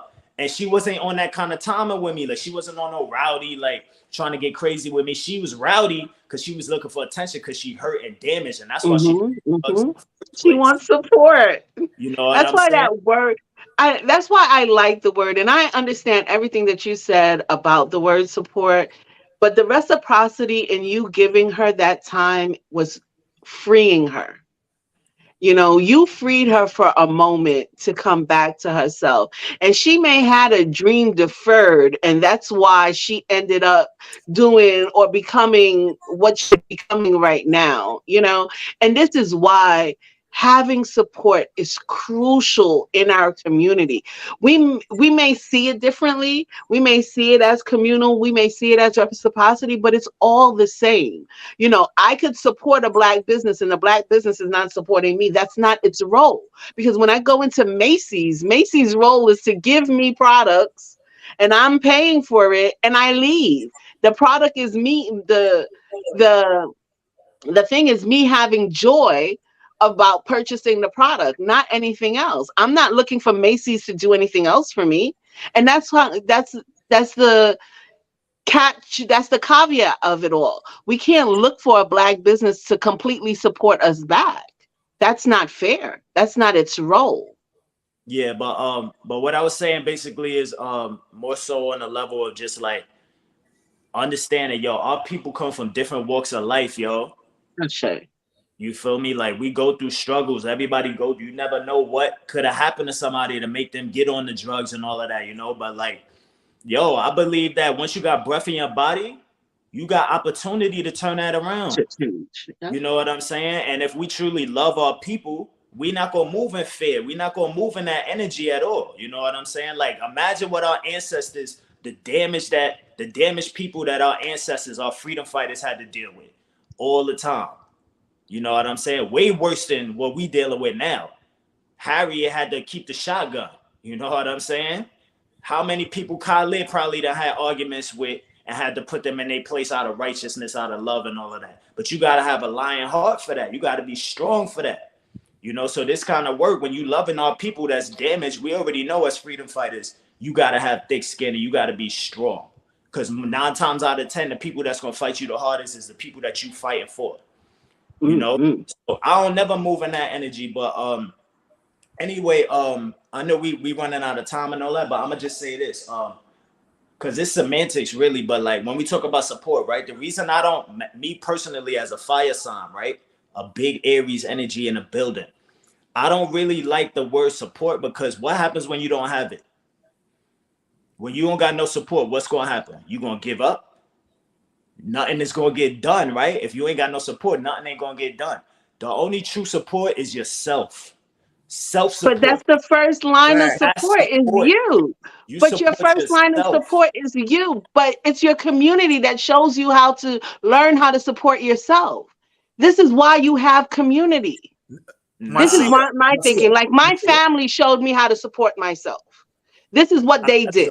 They showed me how to have courage and faith in myself. That is support. I didn't learn that by myself walking in the street. That was, oh, when you fell down. Here, I picked you up, blah, blah, blah, blah, blah. That's the whole idea of support for me. But everybody's idea for everything is different. But the reciprocity is, go ahead. Because get what I was saying earlier about what's in your DNA. That's why this conversation is so ill. Because every time we be having discussions, they come right back in a circle. Because now we're sharpening our swords now. Because if we talk about what's in your DNA, yourself is in your DNA. Who your ancestors are, that's in your DNA. That's self-support. So if you know how many people I know that's in a shelter that ain't got no goddamn community, no family members at all. You know what I'm saying? And they going through it and they push through and they come through. Yeah, it's communal and you build a support, you build a system. I understand what you're saying. I'm not knocking that at all, you know. But I'm just big on, like, it starts with the self. You know what I'm saying? Everything, like, you can't even have a support. You won't even know how to build a support system if your support for yourself ain't right. You know, so and my character, I'm gonna leave it at this, is like, I'm somebody that I'm gonna get it done regardless. If I ain't got no goddamn support at all, I'm going to find a way to get that done. So that's what kind of time I'm on. And I feel like we definitely got to have that kind of energy as well, too. But at the same time, I respect and agree with what you're saying about having those people. Because a lot of times when mental health comes in, too, you need somebody to talk to. You need somebody to cipher ideas. So that's why I value, like, even this show. You know, our brothers and sisters, our listening audience, everybody that tunes in as a comment, shares, likes, and all of that. You know, it's definitely important to keep sharpening our swords, and that's a sense of, like you say, support as well. You know, but really for me, it's more about an exchange. Yo, I don't come in nothing without my boots on, laced up, and my hands here ready to work. You know what I'm saying? Like, and ready to give and ready to receive as well. So I love the exchange in it. True indeed, family. Brother Blacksmith, this one's on you. Take it away, my brother. The final thoughts over here? Oh, I'm sorry. The Military Times. Now, see, I tell you, I read Military Times too. I'm telling you. I can see what the hell going on. I don't trust people. Oh, yeah. Okay. It says the Pentagon UFO chief says alien mothership in our solar system. Possible. Dropping the orbs. Wow. Isn't that what you said? Yeah, I said that a few months ago. Okay. Right. Well, let me talk for a moment. What I have to say about that is, I'm sure all y'all know about Project Bluebeam, right? Come on. This Project Bluebeam been around probably 50, 60 years now. Nah, bro, I don't know about the blue Okay. blue bean black. I don't eat black beans. Here I we go. changed the left. Black beans and chickpeas and collard greens. But basically, Black Project Bluebeam was planned by NASA and all the high intelligence agencies of the world. I think it was on broadcast like a mothership, you know, with a message from God, like where everybody in the world could hear it. And probably 5G was the system that was going to deliver that capability. But 5G has been mitigated. And so now that they stuck between a rock and a hard place, because we ain't talking about money or Trump getting arrested by the Southern District of New York and blah, blah, blah, and all that other stuff. What they're doing is they're throwing in all their cards because it's over. And I could cover that, Keisha, on the last final thought, so I don't hog up all the time before we get out of here. Nah, I'm listening, bro. We're listening. Okay, I'm just saying. That's the knowledge, because you know it's 4th of July right here. Is Will Smith coming to save us? Hold on, Sister Marcia. I just wanted the viewers to see our brother Black was right on track with what he's saying. Here you have the post from the Military Times confirming what he said months ago. But continue your thoughts, Brother Black. You got 5 minutes. Let's go. Okay. Well, as far as that is concerned, then it's just everything coming to the fore like we knew it would. If you had read a book called Behold the Pale Horse by William Cooper, or any of the books, see, there you go. He got it on. Yeah, he didn't even have to look for it. He just turned around, grabbed it. It was it. That's what I'm saying. That is a book that I would advise anybody to read because it covers the totality. It was written at the end of the first Gulf War when Daddy Bush was still in there. So, and it prophesies a lot of what already happened. And that I said this on the show previously. I wasn't in New York in 2001 because I knew it was going to pop off big time because he said it in the book. He said, do not be in New York, LA, or Chicago because he don't know what it is. But if it's not Y2K, it's going to be something right after that. And I got the hell up out of New York. So, you know, I'm telling y'all, I based some of my life on that book. And as a result, I profited of it because at that time I was working in that area in the World Trade Center, Wall Street area, downtown. You know what I'm saying? So, you know, some of y'all might know me from back in the days because I was working in 4 New York Plaza, 55 Water, all the, you know, main buildings downtown in the Wall Street area. So definitely we in the last days of this system being in existence, and we ain't talk about the money yet, but I could cover that a little more. I don't want to hog it up, so somebody else could take it if they want to. Now, I was going to say, you know, I'm glad you touched on that because I always encourage people to read the book Behold the Pale Horse, because if you can remember, he was a typical all-American boy. I think he was the 3rd generation military guy. And what set him on this trajectory was him witnessing. And remember, he was a naval intelligence officer. Yeah. High-ranking naval intelligence officer. I forget whether he was a lieutenant or but he was more than a sergeant. And he said what put him on this path was that he saw a UFO come out of the water. He came out of water, flew into space. He reported to his higher ups, and they told him, don't repeat it. Don't repeat what you saw to nobody. And he was like, the American people got to know he's all American. You want to protect America and realize that there's a whole nother government, the shadow government, quote unquote, behind the government that we see and we pander for. And, you know, just so much. Wicked people in high places. He talked about COVID. He didn't name it COVID, but he said, you know, when the New World Order hit, most people think it's going to be done under military might, and it's not. It's going to be posed as a medical emergency. A bioweapon. Emergency. Yeah, a bioweapon. Why it was.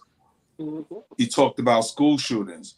He talked about the Second Amendment, about people wanting to give their guns up. People going to clamor to give their guns up. All that we're going through is what he discussed in that book.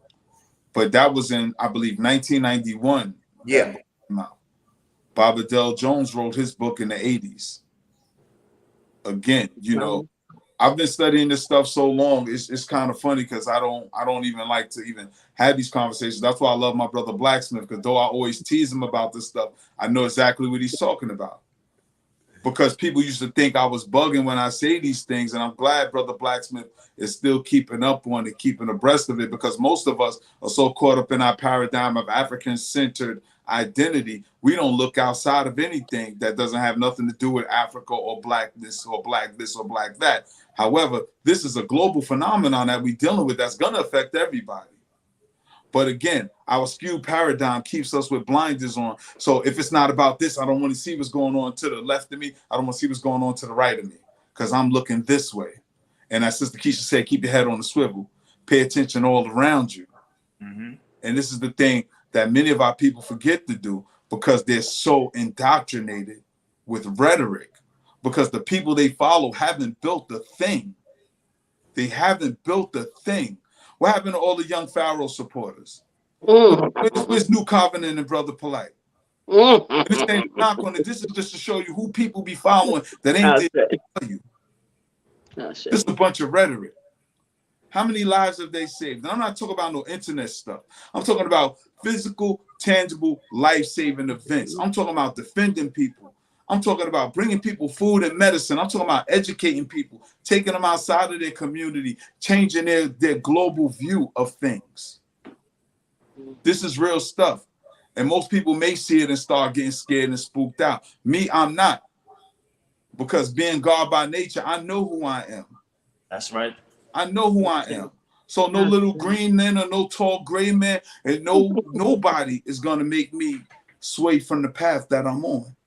And the only thing I can encourage people is pick a direction and go. Stop being spooked out so easy. Stop following people that ain't taking you nowhere. Because just like them people I named, soon as they got your money, they got like a girlfriend. Soon as they got your money, ain't there nobody built no daycare center they promise, no affordable housing they promise, nothing. Me, I make you no promises and I tell you no lies. You ain't seen Cash App posted up once here. And if it was, it's for somebody who was a guest, who we want you to quote unquote support them. Come on, man. We got to get wise. Y'all still running around with stupidity stamped on your foreheads. And you think you're smart. I'm sorry, you're not as smart as you like to think. In fact, I just finished reading a book last week called Don't Believe Everything You Think. Now, that's a phrase I used to always say, but this dude wrote a book using that title. That's the universe talking to me. Because I watch people believe things that they tell themselves about themselves and other people. And sometimes people don't realize they self-sabotage themselves. Depression, anxiety, a lot of that stuff is self-imposed. But you won't get out of your own head. Sometimes you won't get out of your own way. So we're gonna sit here, we're gonna talk about that sexual deviancy they trying to force in Africa. We're gonna talk about other life forms existing outside of what we're aware of. We're gonna talk about just changing your mind, your paradigm, growing as a person. You know, I once, and I'm gonna pass the mic after I say this, but I once read a quote over 20-something years ago by Confucius. He said, "A wise man always changes his mind. A fool never does." And I thought that was so profound. If you think like you did last year, 2 years, 5 years from now, thank you, Sister Marcia. Thank you. Upgrade your level of thinking. Stop telling yourself them lies you've been telling yourself and keep telling yourself. Stop being so self-centered and open up your mind. Expand. It ain't about you. Because once they shovel that dirt upon you, the world's still going on, with or without you. So add something to it. Give your life some value and add value to other people. That's how you become valuable. That's how you give your life meaning and purpose. That's how you live forever like the greats. Not being a bitter sucker like a lot of y'all be running around being. But I'm gonna step off my soapbox. I just had to get Yo, real quick, I wonder if you know, with everything that's going on in the country and in the world, they talking about conversations of, I mean, they've been saying this for a while, but conversations of possible World War IIIs and all of this. And now every day we get new information on unidentified flying objects. What's the new term? Unidentified something. It's a new word for it now. UAP, something like that. What does that Yes. mean? What does that mean? I never got a chance to look it up. You don't know? Brother Black, you're supposed to be on the no. Hey, listen, listen. Real talk. What's the name? Them two games that was out like about 10 years ago that was real popular, Call of Duty, and the other one. Yeah. Black Ops. UAV spotted, which meant unidentified aerial vehicle, Yeah. something like that. That's what I think it is. Yeah. Nah, you're right. Okay. Yeah. I've heard that term being floated around. And then they got the nuclear weapons from Chingung Kim. I'm sorry if I butchered the guy's name, but he's sitting there saying that he's about to like blow up the United States and y'all be ready, blah, blah, blah, blah, blah. But back to Will Smith coming to save us and stuff like that. I just don't understand. Is it really going to happen? And, I don't know if y'all old enough or young enough to have watched V, but V had that blue light that used to send data and people would be like, receiving data from the mothership. So is that what we're going to have? Was that what's going to happen? Like, are we going to just look up to the mothership and blah, blah, blah, blah, blah? Or did you watch, Nope, with Keenan Peele, whatever. You see how he's like, don't look in the eye, or the ship, the alien thing is gonna swallow you up. Is that what's gonna happen? Like, what's gonna happen? If you asking me a cosmic question like that, I refer you to two movies. Ashe. Brother from Another Planet. Okay. Joe Morton, my favorite actor, Joe Morton. And Cosmic Slop. Cosmic what? Cosmic Slop. Yes. Slop. Okay. Yeah. Those are. But I've already watched, Independence Day, and I know Will Smith is gonna come and save us all. So I'm good. He couldn't save. I'm good. He's gonna slap all the aliens down. Look, he couldn't save his marriage. You jammed up. Say that again. He couldn't save his marriage. You jammed up. Nah, he just children. It's all right. He doesn't care about that part. He just want to make sure the slaps get known. He can slap out. Keisha, can we have a 1 minute interlude on the entertainment industry? Go ahead. I'm asking a question of all Brooklynites here. As the only non-Brooklynite, what do y'all feel about Chris Rock get back at Will Smith? I liked it, but he waited entirely too long. He should have did that like right after it happened. He stalled it out too much. I know he was trying to get his money right with the Netflix and all that, but he waited way too long. But I actually did like it, and I don't really even think, even though he's from the Star, I met him before. I never really thought he was that funny, but he's not funny. One, I actually thought was fun. Like I was actually laughing, and it wasn't even about the Will Smith part. It was about the other stuff. Right. So he got some little fire back a little bit, but his clap, it's like in the hip hop industry, like somebody come out with a diss record, you got about a week max to clap back. Respond. If you don't clap back, you done, So at this point, it's like you beating the dead horse in that. We tired of that. We don't even want to hear about that no more, but it is what it is. I think it was kind of poignant that he waited until the Oscars. He waited until the anniversary to say, this is my pain and this is my joy and stuff like that. I really liked his analogy about communities. Like if you see yoga pantses, you're safe. And if you see the what did we call them again? Stand buyers. What was the term? Bystanders. Corner standers. If we see the corner standers, run. Because sometimes, not in all communities, but in certain sections, even in my own environment, in certain sections, I am not going through corner standards because I know, the level of interaction is not for me and I just don't want it. And I know how to keep myself safe. That's one of the most important things. Regardless of whether you got your pepper spray, your knives, whatever you have on you. And sisters, I hope we're all carrying something to keep ourselves safe on these streets. But it doesn't matter. You still want to avoid certain areas because that's your life at the end of the day. Okay. True indeed. True indeed. Even when you travel abroad, that's why all these black people is getting yapped up in Mexico. If you keep playing these games, you should already know that that's a no-no based on how the Latinos are attacking Black people on the West Coast. You should Shit. already know. This is what I'm saying. Being aware, staying focused. A lot of things we ain't even get to top on tonight, like Tekashi 6ix9ine getting stomped out in the Planet Fitness bathroom. He might have deserved it. He's all right. He's Hold on, crying. Sister Why are you Marcia. crying Hold on, for, Sister though? Marcia. Hold on. Okay, sorry. We didn't deal with that. So we'll probably top on that next week to see what the developments fall out after that. We'll deal with that. It's still Black Women's History Month. So I got 60 seconds, and I want to give a shout out to Dr. Hadia Green.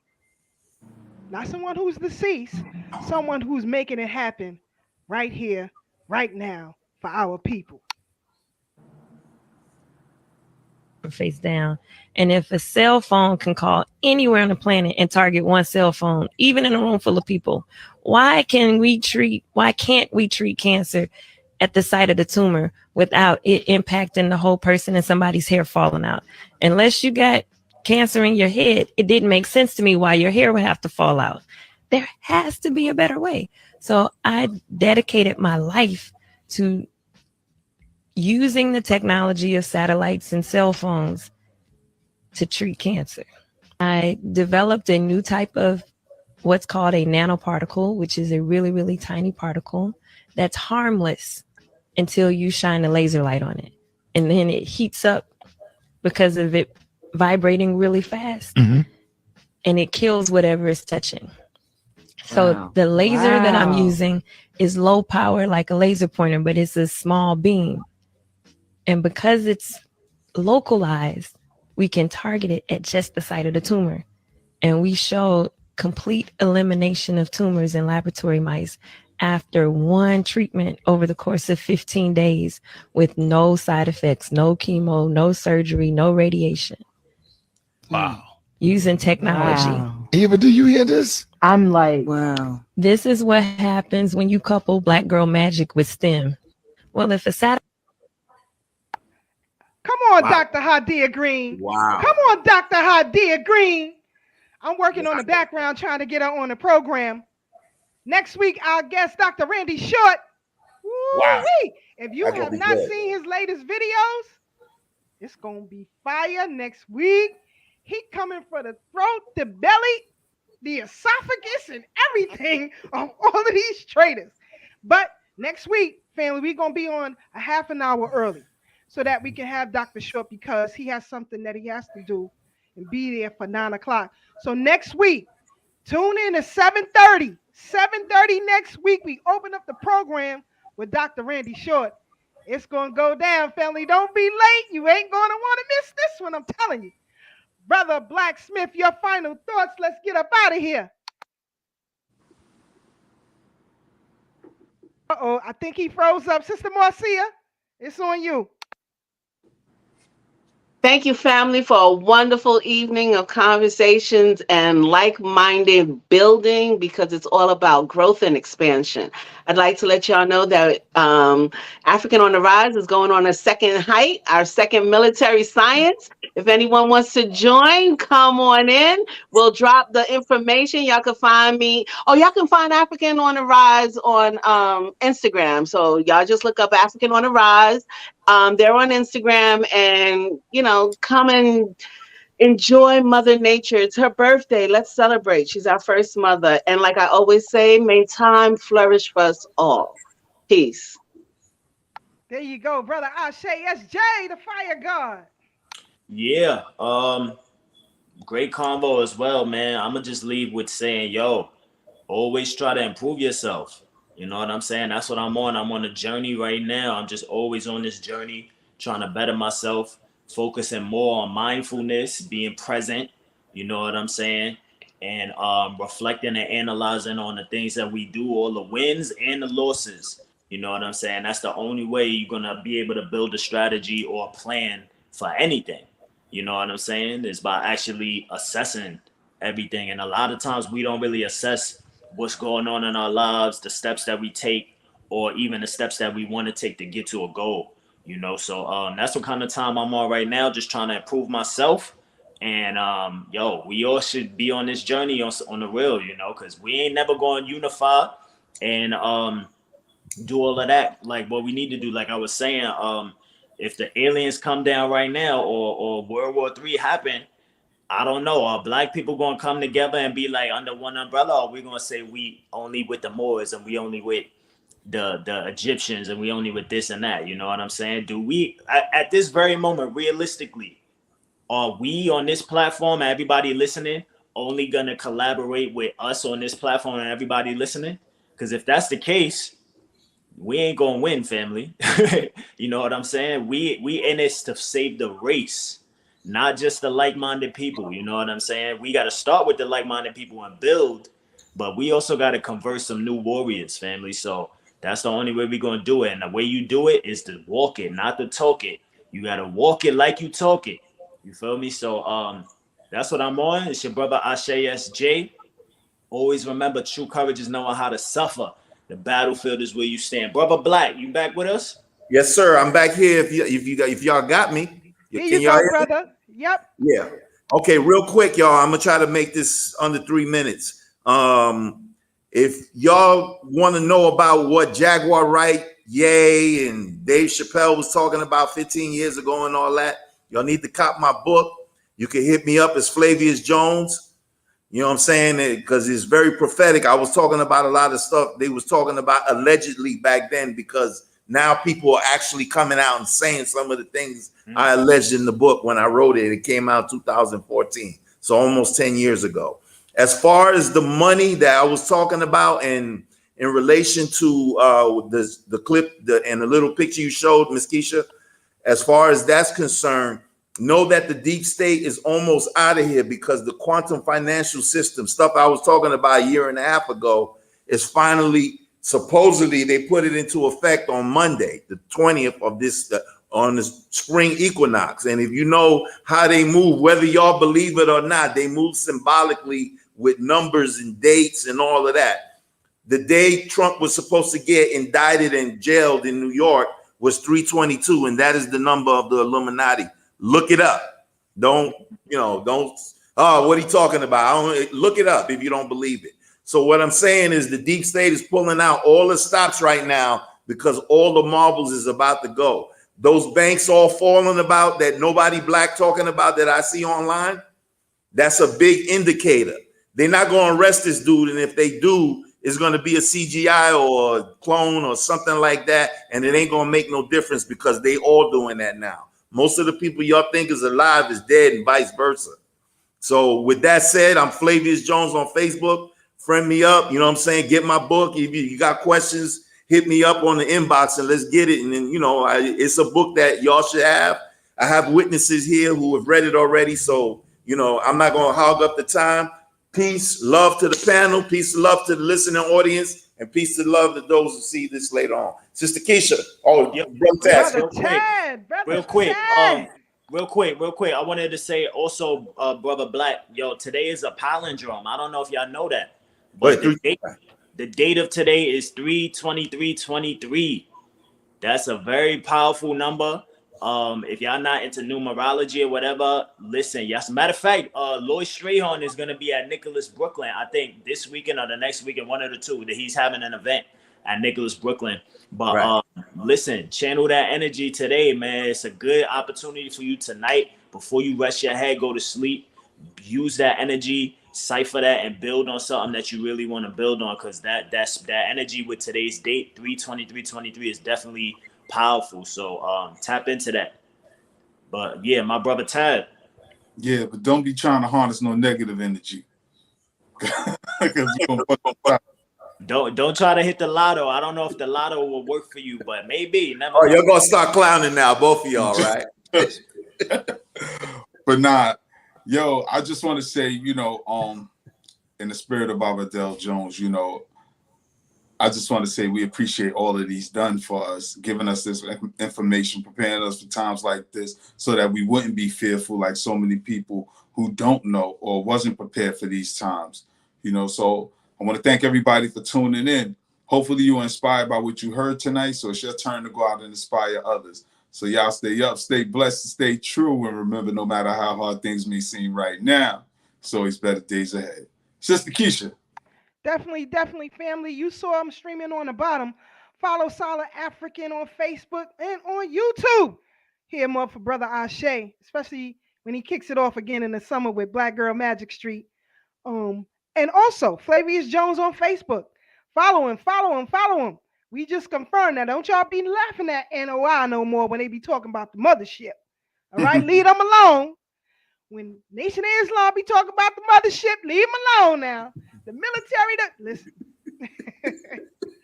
Follow Africans on the Rise on Instagram. Next week, Sister Marcia, we'll talk about the hike. And we have our guest, 7:30 p.m., Dr. Randy Short. And then in the 9 o'clock hour, I promise you, Brother Black, we'll deal with classic cinema, film, and music like that, because I have some clips of my favorite actor, Joe Morton. Uh-oh. I was saying that last night. I think I played a clip of Joe Morton last night during the lecture. But this brother, nobody can deliver a line the way Joe Morton can, especially when he going that crackers. What is it the one where he telling the cracker about himself?